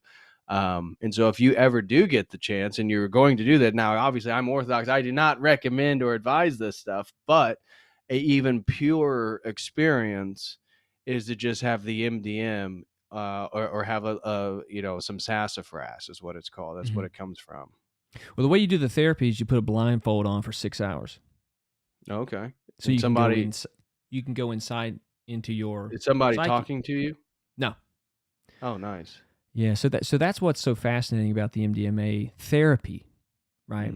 Is you lay down, you put a blindfold on, and you can't escape the thoughts that are going to come to you, right? Oh, for sure. Yeah. But for the first time, the fear center of your brain is shut down. So you can access those memories, those events, those traumatic things that have happened to you, and assess them from the deeper wisdom inside of you that you have now as a 32-year-old. Right. And so that's what I experienced. Important part to say, the wisdom does not come from the MDMA. No. That's Not just at all. dissolving boundaries so that you can Exactly. experience that Exactly. reality from your heart to then encounter Exactly. that So stuff. That's where yeah. I try to tell because obviously in the Christian world that people want to talk about how these substances are demonic, and I do believe they open you up to a reality which you can encounter demons, but the substances themselves are not evil. A mushroom that has psilocybin in it is not some evil thing. Obviously, Right. God created it, but yeah, so I believe the substances themselves are not evil. I believe the dissolution of boundaries is what they're doing, and being very cautious with how you're dissolving your boundaries, because when certain ones are dissolved, you're in a soup with other entities, and it's gonna, if Yeah. you don't know how to navigate that, you may bring somebody back with you. Right. Um, but yeah, so with the MDMA, it's helped so many addicts, Yes. And alcoholics, PTSD. yeah, PTSD has had PTSD, tons of cases sexual, with the MDMA and then the lower doses of psilocybin. yeah, sexual Yeah, but events like people rape. that have been, yep. Yeah, people who've been molested, man. I mean, it's just so fascinating, and I understand now. Now that I did it, I get it. And it's funny because like when growing up, you think of people who are like drunks or quote unquote lifetime sinners, or just whoring Yeah, around or whatever. And it's right. like there's such a childlike understanding of that, and for Mhm. a lot of people, it never changes. Yeah. But when I experienced the MDMA therapy, I was like, oh, okay, this is how Yep. it's helping people. People Yeah. who have started drinking because they were molested by their uncle when they were 10, and Yep. the alcohol was the only thing that self-soothed. Right. And there's And cases, now Timothy go Leary ahead. talked about the recidivism rate with alcoholics during some research they did in the 60s with LSD. Now, obviously, LSD, different experience than MDMA, but Yeah, people would get high on LSD, these people who were longtime alcoholics, yeah, and it would dissolve boundaries. And what they would see is not that the LSD cured their alcoholism, it's that they had such a real experience of seeing how they're killing themselves with the alcohol right, that they didn't want to kill themselves anymore. And so it exactly. scared them in a way sober. And so afterwards, they would have low recidivism rates in regards to drinking alcohol again, not because the LSD cured their desire for it. It's that it allowed them to experience a reality which scared them sober to a degree. So again, that's where Yeah, I think, again, it's the dissolving of the boundaries. yeah, And I think if people talk about that enough, exactly what these things are doing and how they're having their beneficial and negative consequences on people. What is it that they're doing? They're dissolving cognitive boundaries between you and your neighbor, boundaries between you and your past traumas, yeah, uh, psychological boundaries, ego boundaries. And so that's where they can be very beneficial. I think, especially for psychotherapy, um, MDMA specifically, because of its yeah, emotionally oriented, experience. It's very conducive to that. yeah. And the problem with the psychedelic community is they have no ability to have this conversation that you and I are having. Because I feel like the therapy way, the therapist's way, the psychedelic therapist's way of coaching you through these realizations, right, within a psychedelic therapy session is can be less, or it would be less beneficial than having a conversation with someone like you, right? Well, And I I feel appreciate like, that. but it's the Yeah. theology, Yeah, no, right? I agree. I think that That's what it is, is that they don't have. yes, I think you're putting your finger right on something very important, is that there is no tradition, right? Psychedelics and the use of psychedelics is within that secular culture that we went back to in regards to the progressive culture that you experience in LA. And so what is the traditional framework? Well, shamanism, Amazonian shamanism. Well, it's Siberian shamanism. It's the peyote cults of Native America, and so then it's wrapped up in a sort of Silicon Valley modernistic Postmodern, contemporary culture. I'm sorry, go ahead. postmodern. Yeah, postmodern. Exactly. It is very postmodern subjective morality. because there is no overarching objective truth. And so that's where I Yeah, think these can be very dangerous, because if somebody is then going into a psychedelic therapy and they're battling with certain things, and then the person is sort of reifying that they're perfect the way they are, and that their perception and experience of reality is reality itself, right, they are going to be lost in a sort of subjective relativistic world, which is the postmodern conundrum, and right. why then people are doing Yeah, exactly the things that they're doing. And then the problem with the psychedelics is that they're going to reinforce, if that is the mhm, lens in which you go into the experience with, it's going to reinforce the idea that whatever happens in there, that is the universe speaking to you. That is truth.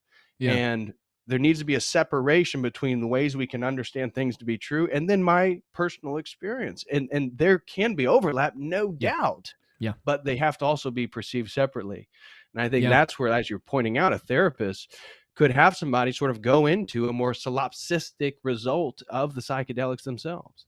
yeah. And obviously, the different psychedelics are going to be, you know, Yeah, they all do the different the things. That's true. yeah. Like I don't even have the balls to do 5 grams of psilocybin. Like I don't like that. I don't. It's not And for it's the like timid. that's why the MDMA was the most beneficial on paper Yeah. for, I And you think, can for maintain your anybody. sanity. Yeah, exactly. Yeah. I've gone into some of the psychedelic states with such high doses, which again, I don't recommend to anybody, but you can't conceptualize what it is that's even happening. Um, Mm. and so MDMA, it's gonna be difficult to take so much MDMA, you get to a point that you can't conceptualize it. Now Yeah, you're bubbling up with right. emotions and energy, Yeah, but that's different than like taking a stick, a whole strip of acid, right. and Yeah, and getting to a point where like you're looking at things, and they're moving and things are coming alive, and you can't help but look at it, but you also can't think of what you're looking at, and then you can't remember what you just thought about 30 right. seconds ago, and so you're just lost in the phenomenology of the present moment. Yeah. And It's that funny. is not. Go ahead. No, I was just saying, I was like, I had this perception uh of anyone who smoked weed, right, when we were younger, right, as just dumb, right? If you're and when you're 16 and you are dumb. You are dumber than you are now, Yeah, right? At 16. And so for the no first doubt time about that. what's that? No doubt about that. Yeah. So when I smoked for the first time when I was 28, that was the realization I had. I was like, "Oh, weed doesn't make you dumb. Dumb people were smoking weed in high school." Right. You know what I mean? And it's Yep. kind of like that with psychedelics too. It's like a lot of the people that are promoting psychedelic usage with no real grasp of theology and philosophy, well, they're just not the smartest people to be promoting this. Yeah. You know what I mean? And the thing with psychedelics is they're real. And so one of the things I liked about them when I was a non-believer is that people can come up with any ideology or belief system, but take 5 hits of acid. That's not an ideology, that's an experience. And then if Mm-hmm. you're interested in quote unquote spiritual experiences, well, there's nothing more spiritual because it provides the experience every time. But Mm-hmm. that then gets you back into the what I describe now in my PhD work as a sort of technology of transcendence. The idea that transcendence itself can be sort of engineered by our own ingenuity and our own will, and we can then sort of bootstrap ourselves into our own divinization. And Right. that's what transhumanism is, and that's what psychedelics in a way do. And Yeah. so it's a very complicated topic, and that's where the Christians who want to dismiss it, you can't also deny some of the clinical research. You can't deny the therapy. That's where this is a very, very nuanced um, Yeah. field of discussion that few people, generally speaking, can sort of dip their toes into, because you have to, Yeah. one, have done it, and then you have to have read a lot about it, Yeah. um, to talk about it. And that's why I appreciate what you do. You talk about it from the background that you have now Yeah. as an Orthodox Christian, steeped in the rich theology and philosophy of the church, and understanding all that stuff is obviously what you probably get a lot of emails about and DMs. Yep. Because I mean, there's not many people doing what you're doing. You know what I mean? Yeah.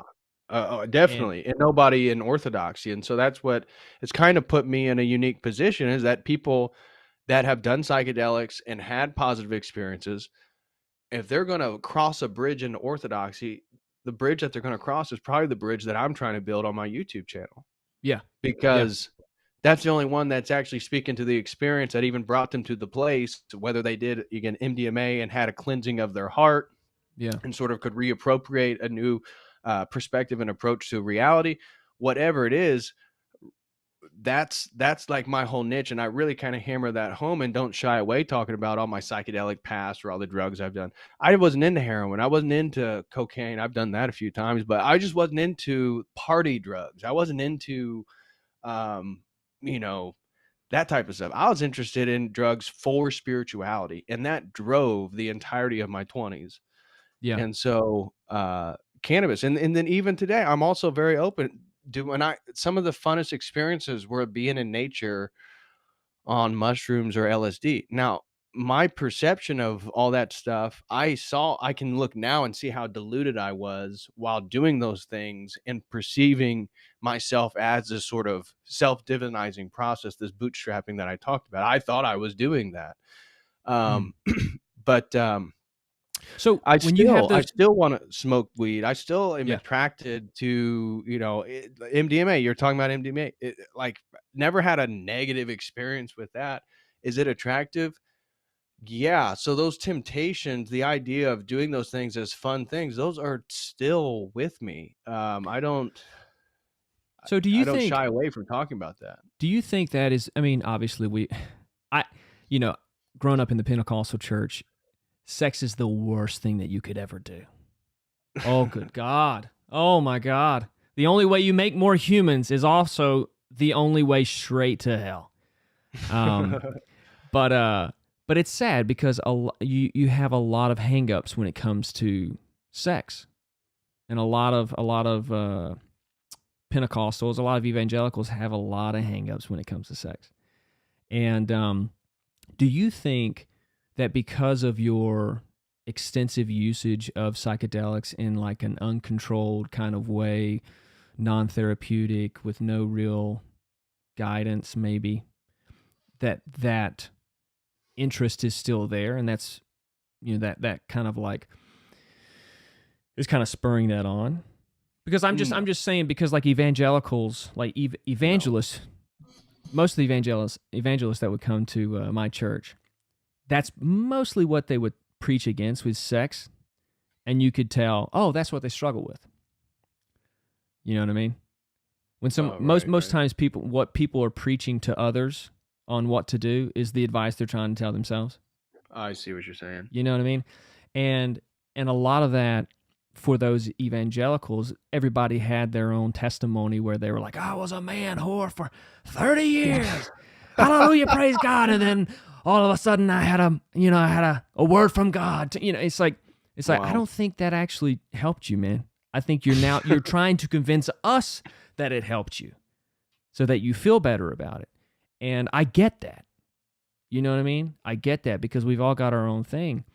And if I would talk to a pastor that I grew up with about healthy sex, I don't think he would have an answer to what that is. Does that Mm. make sense? Sure. I personally don't think it relates to my discussion on drugs, though. Yeah. It's a totally different thing. I'm just saying that because I don't have an experience of like going Right. into the Well, deep ends of therapeutic, the like you're well. talking about doing like stuff with your eyes closed, like putting blindfolds on. I've done a lot of that stuff, and I've got into very deep waters. I mean, my goal was to get as inebriated, and I did both turn off stimulus, so go in silent darkness, black rooms, uh sound deafening headphones, and then a blindfold, and then just allow, whether it be LSD, psilocybin, just to then drive you into sort of deeper realms. It's not even for therapy. So that's the thing, is like, for me, Mm. no way would I even use the substances for perceived therapy now. I just don't have any traumas that I need to get over. The only thing that is attractive to me is the somatic fun experience of like, hey, man, doing a little MDMA and like hang out with some friends and maybe go to a concert. Like, man, that does still sound fun. So that's what's interesting to me about it. It's not that I've done very high doses, and I really have no desire to go back to that realm. I don't want to encounter some of the entities that I, dealt with or experienced with. MDMA certainly is attractive. Smaller doses of LSD or psilocybin certainly is attractive. I haven't done anything since I did an ayahuasca ceremony before I became Orthodox. But smoking weed, I mean, that's still a guilty pleasure. Like once in a while you're with friends, great sunset, warm outside. I mean, my gosh, I'm not a big drinker myself. So it's like, that's the only thing that would be fun to me if I'm going to get inebriated. I don't really like alcohol, especially the more you work out. It's like, shit, the more dehydrated it makes me. I don't, smoking a little bit is what I would prefer. But I just see how when I do smoke now, it's fun. It's never as fun as it used to be. Every time I do it, I engage with it. It's like, well, maybe for a split second, or maybe for a little, you get that brief glimpse of into that sort of excitement that like you're riding up on the roller coaster. But it's just like the way that I used to do it. I mean, I can't now. The only thing that really gives me fulfillment is something I prayed for a lot during my 20s was clarity on purpose. And so God, through this whole Orthodox thing and this whole transition of my life in the last 5 years, he's definitely showed me what it is I'm supposed to do. Like my last ayahuasca experience, I don't think we got into that, but the one, like I went to at the time I did it, I realized that I couldn't be a university professor. And so I was kind of heartbroken because I was at Berkeley and I was going through this whole ladder: undergraduate, master's, then PhD, and I'm in California and I'm studying psychedelics and I have a thriving psychedelic YouTube channel. And then I'm in Berkeley. I'm in the capital. I'm in the Mecca of psychedelic research scholarship. I'm in the place in the world, and I'm doing it. And I'm doing a PhD on psychedelics. And it's like, wow. And then I see all the culture post-Trump, because I get there at the beginning of 2017. And so then you see the progressivism. I saw people advocating for minor attracted persons. And then you start to change maybe your political values. And then slowly but surely you see how all this stuff is tied together to your presuppositions and all that. But anyways, eventually I came to the realization, like a year and a half into my PhD program in California, like I can't be a university professor just because the values that I hold and how I believe men and women should be married, or my beliefs on the nuclear family, or gender. I have to sign a waiver to say that I will not support what I really support to get paid to teach classes at a university. And I just refused to do that. I saw Berkeley fired John Searle. He's arguably definitely the most famous American philosopher still existing, arguably in the world still living. And they fired him because he asked a 40-some-year-old woman out, and he's in his 70s. He just asked her out on a date or going out to dinner. I don't even know what the context was, but she claimed it was sexual harassment. And because the whole Me Too era was firing up right around 2017, they fired the most famous tenured professor. He'd been tenured since the 60s at Berkeley. And so it's like, well, shoot, if John Searle can get fired, anybody can get fired. I know I am. So then it's like, I realized I couldn't be a university professor. This whole dream of walking around in my tweed jacket with my briefcase, going to the class I'm getting ready to lecture at, wasn't going to happen. I was going to have to create something myself. And at the same time, I was now identifying as Christian. And there was a lot of transitions in my life at the time. I was wanting to, not produce all the psychedelic videos I was producing because I didn't believe in them. But at the same time, that's how I made money. That's how I paid my rent. That's how I paid for my groceries, is promoting psychedelics. So I ended up going on this ayahuasca ceremony in Joshua Tree, and the way it worked out for me was I wanted to know, like, what my purpose was, because I felt like my life had just come to a sort of dead end, and I didn't know how I was going to make money, because the YouTube channel that I was using to make money, I didn't really want to do that. This whole career of academia felt like it was coming to an end, and I still had to finish all the intense part of all the research to write the dissertation. And so the psychedelic experience, the ayahuasca ceremony, led to me realizing it validated my journey towards Christ. And it said basically it was time for me to become like Christ, to construct. I needed to become a builder, not a consumer.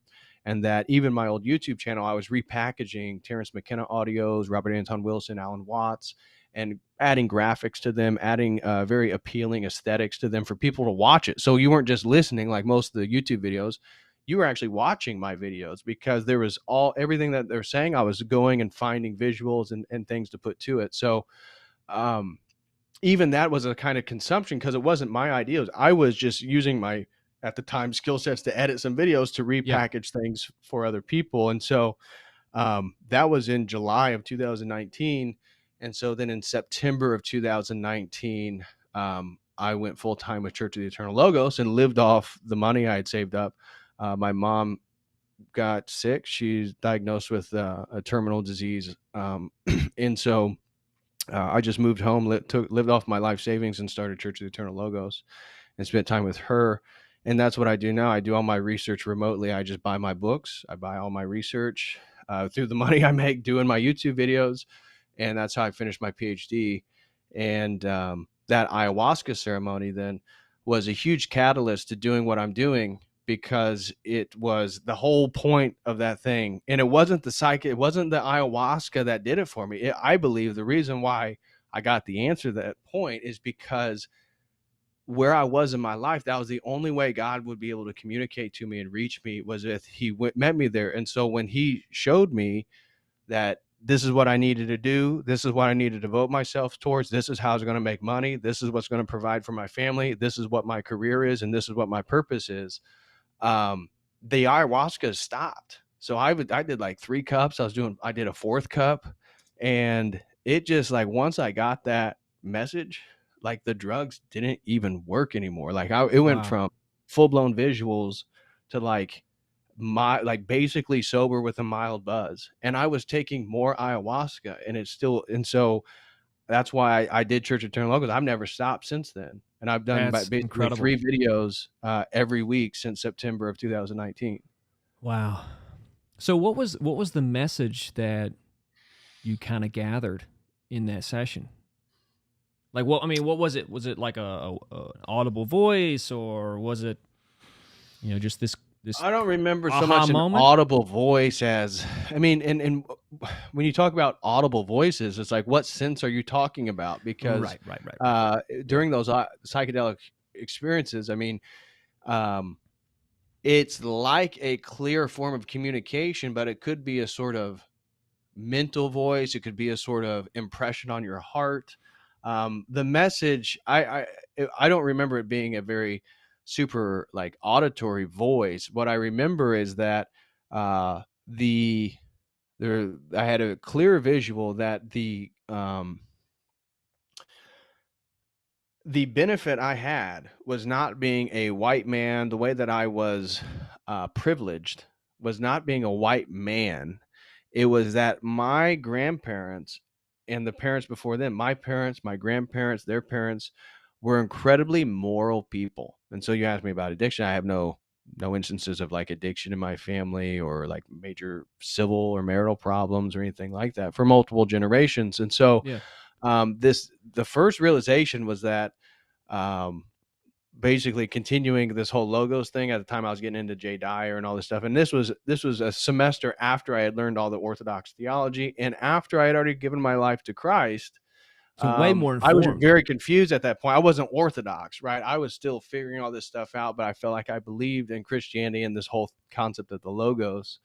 And so the first one was my privilege was the morality that has rippled effect through my life, because that is the true stability of Mm. why then I'm not dealing with other traumas that other people are dealing with. It's because of the morality, which again is the Christ-centered message, that I'm coming from people who have tried to orient themselves around that to the best of their degree and have established true stability, a true foundation Wow. for me to grow. Yeah.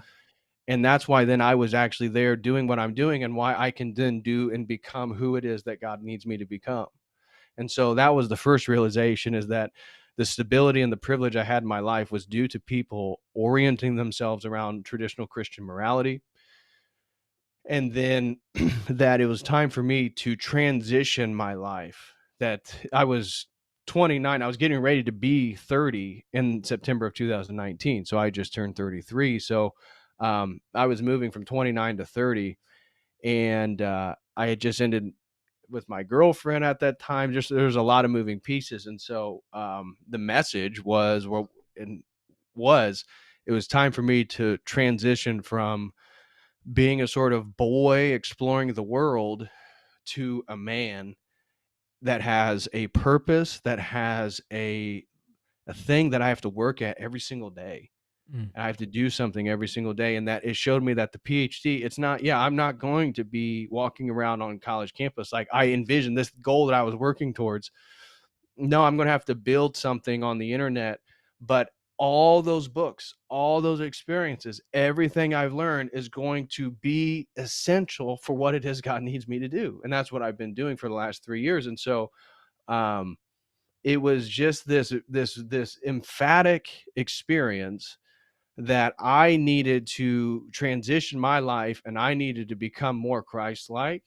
Mm. And doing that was really regarded to taking more responsibility regarding everything in my life, and doing what was on my heart, which was to do the Church of Eternal Logos, which is basically me using Orthodox theology in conjunction with me growing in it myself, and just looking out at the world through the prism of Orthodoxy, so that people can then understand what Orthodoxy would even say about something. It's not, and that's really what my content is. It's Church of the Eternal Logos. What I'm doing is just providing Logos theology on any topic. I was thinking about doing a topic tonight on the archetype of the fool in Kanye West, and talking about what the fool does, or the archetype of the clown, and how they talk about and transgress the boundaries, so then people can see like what the boundaries are of culture and society. And so it's just, that's the type of content I make.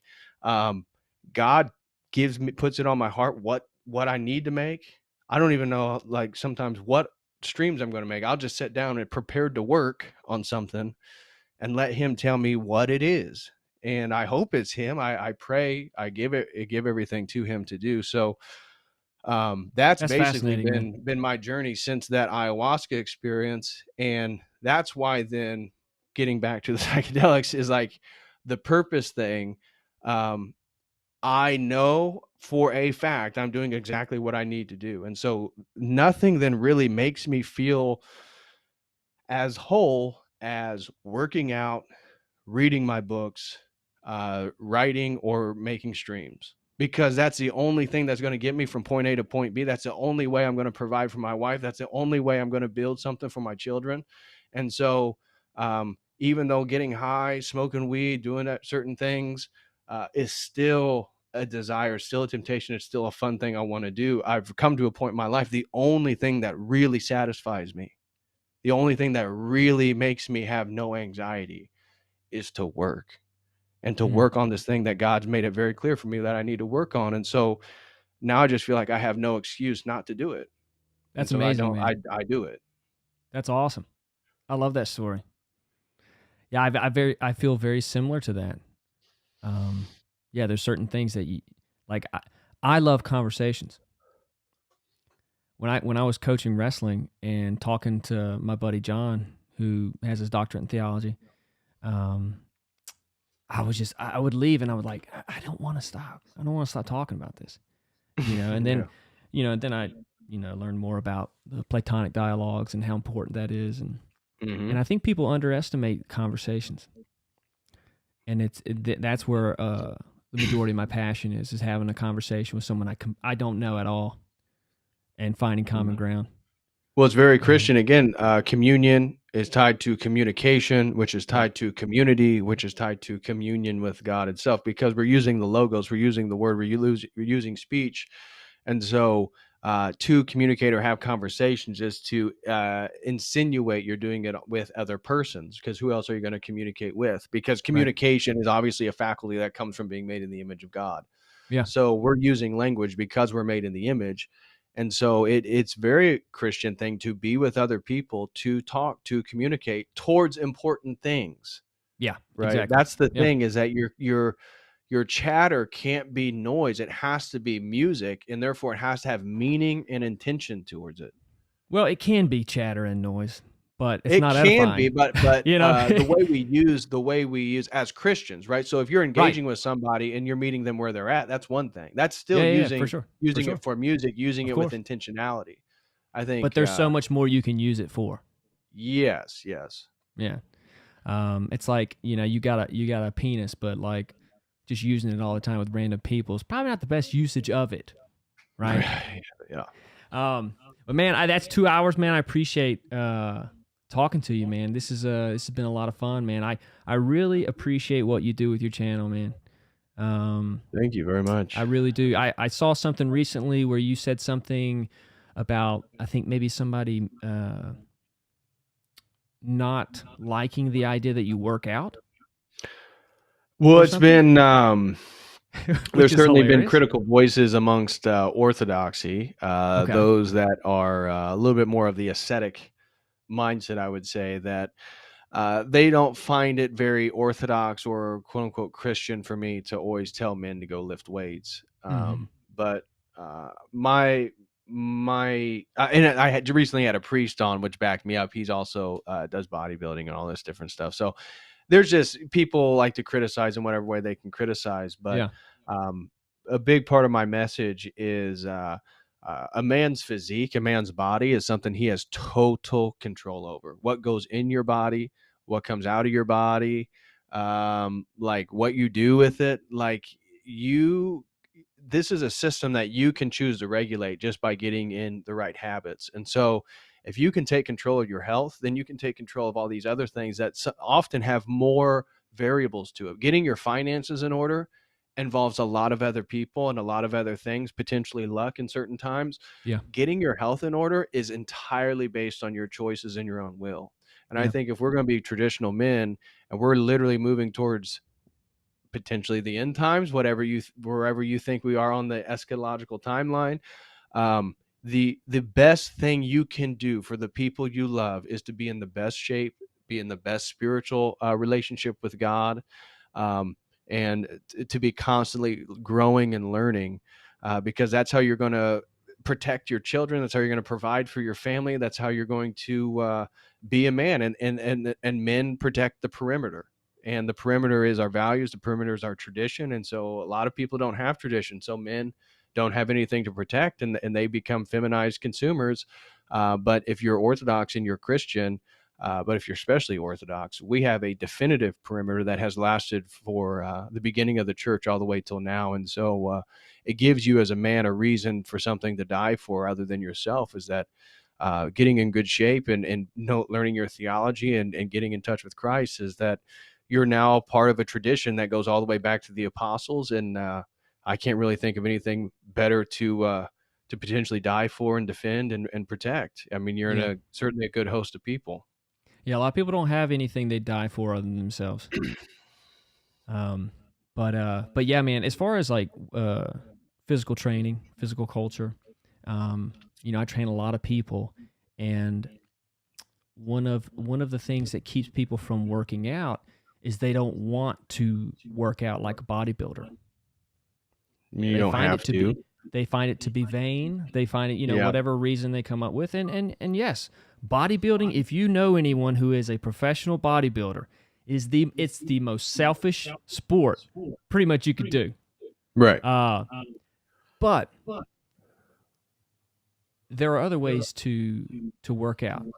And the thing is with your body, you want to look at your body and be like, I've built this to do something, right? Right.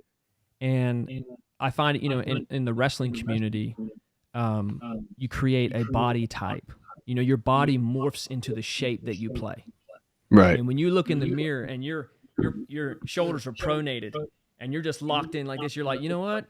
I could take on anybody that, because I've taken the shape of this sport. And that's a confidence. A lot of jiu-jitsu guys have that confidence too. It's like my body has taken the shape of this thing that I can now do. Yep. And I always, when I find people, my buddies who are trainers who just bodybuild, I try to, expand their knowledge on other ways to work out, to understand the potential that their body can do. Yeah. And everybody's got one thing that they really like to do, and they gotta find. You gotta discover it. Yeah, exactly. And that's what I try to tell people is, as a personal trainer, that's what I do for my clients. Is I help them discover the activity that makes them feel embodied.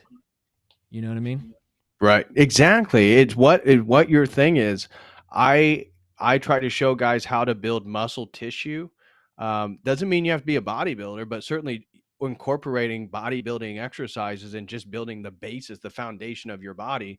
Okay, maybe you're into HIIT training, maybe you're into CrossFit, maybe you're into powerlifting stuff, maybe you're into body weight exercises, maybe you're into kettlebells, whatever. All that stuff's good. The point is, I'm a big advocate for becoming physical as a man, and then martial arts too. Like martial arts is essential in regards to just being able to have the edge to protect somebody. It's not that we're going out there to kick butt. It's that we're Christian men. So now we have a perimeter. We need to be defensive. It's not we're on the attack. It's that we just have to be able to stand ground. And so my thing is I love hypertrophy lifting. Yeah. I love pump. And so that's my thing. I don't tell everybody in regards to my advocacy for physical fitness to do that, hypertrophy style lifting. That's just what I'm into. But you got to find what you're into. Maybe you're into long distance running. That's good for you too. Now, I hate it. I hate running, especially for long distances.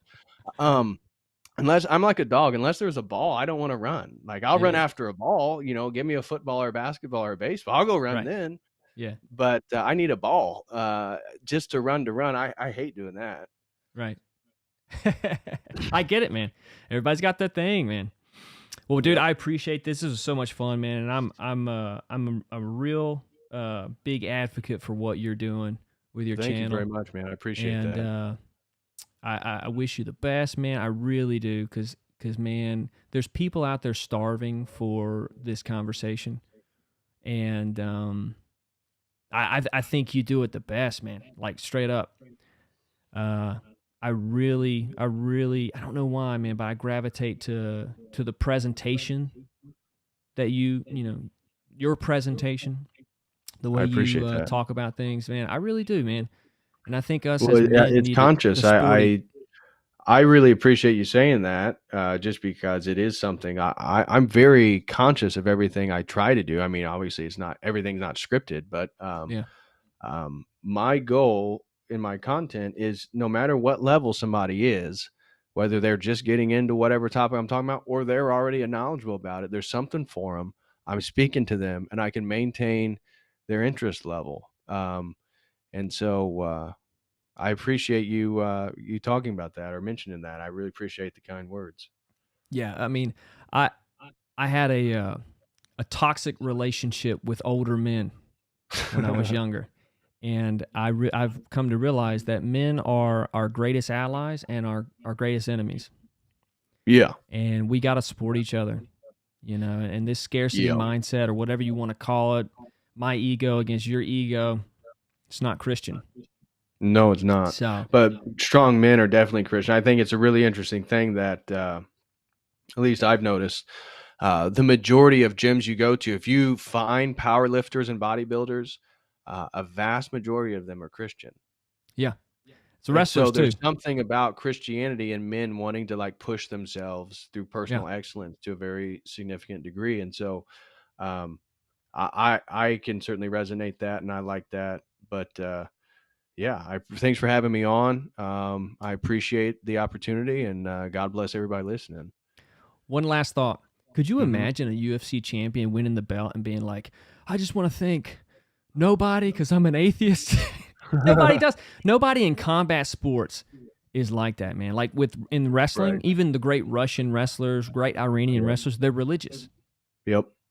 It's pretty across the board when it I comes mean, to if you're that going to push physical yourself combat. to a significant degree as a man, that involves the possibility of death. Yes. And so you're going to have to have already like mentally conquered that fear. Yes. And so you're going to then thereby most likely be spiritual or religious. Spirituality, again, I think is kind of a dumb term, but in the way that is properly used as a sort of personal disposition towards transcendent things, they're either going to be spiritual or religious, because that's the only thing that's going to give them the confidence that to conquer potential death, but also that they may potentially die. And it helps you live better. Oh, yeah. No doubt about that. Getting over that fear of death, right? Mm-hmm. Well, brother, man, I appreciate this. This was so much fun, dude. We'll have to do it again eventually when we have something else to talk about, because we obviously ran out of things to talk about. Yeah, exactly. All right, man. I'll let you go. This was great. All right. Thank you, brother. God bless. Absolutely.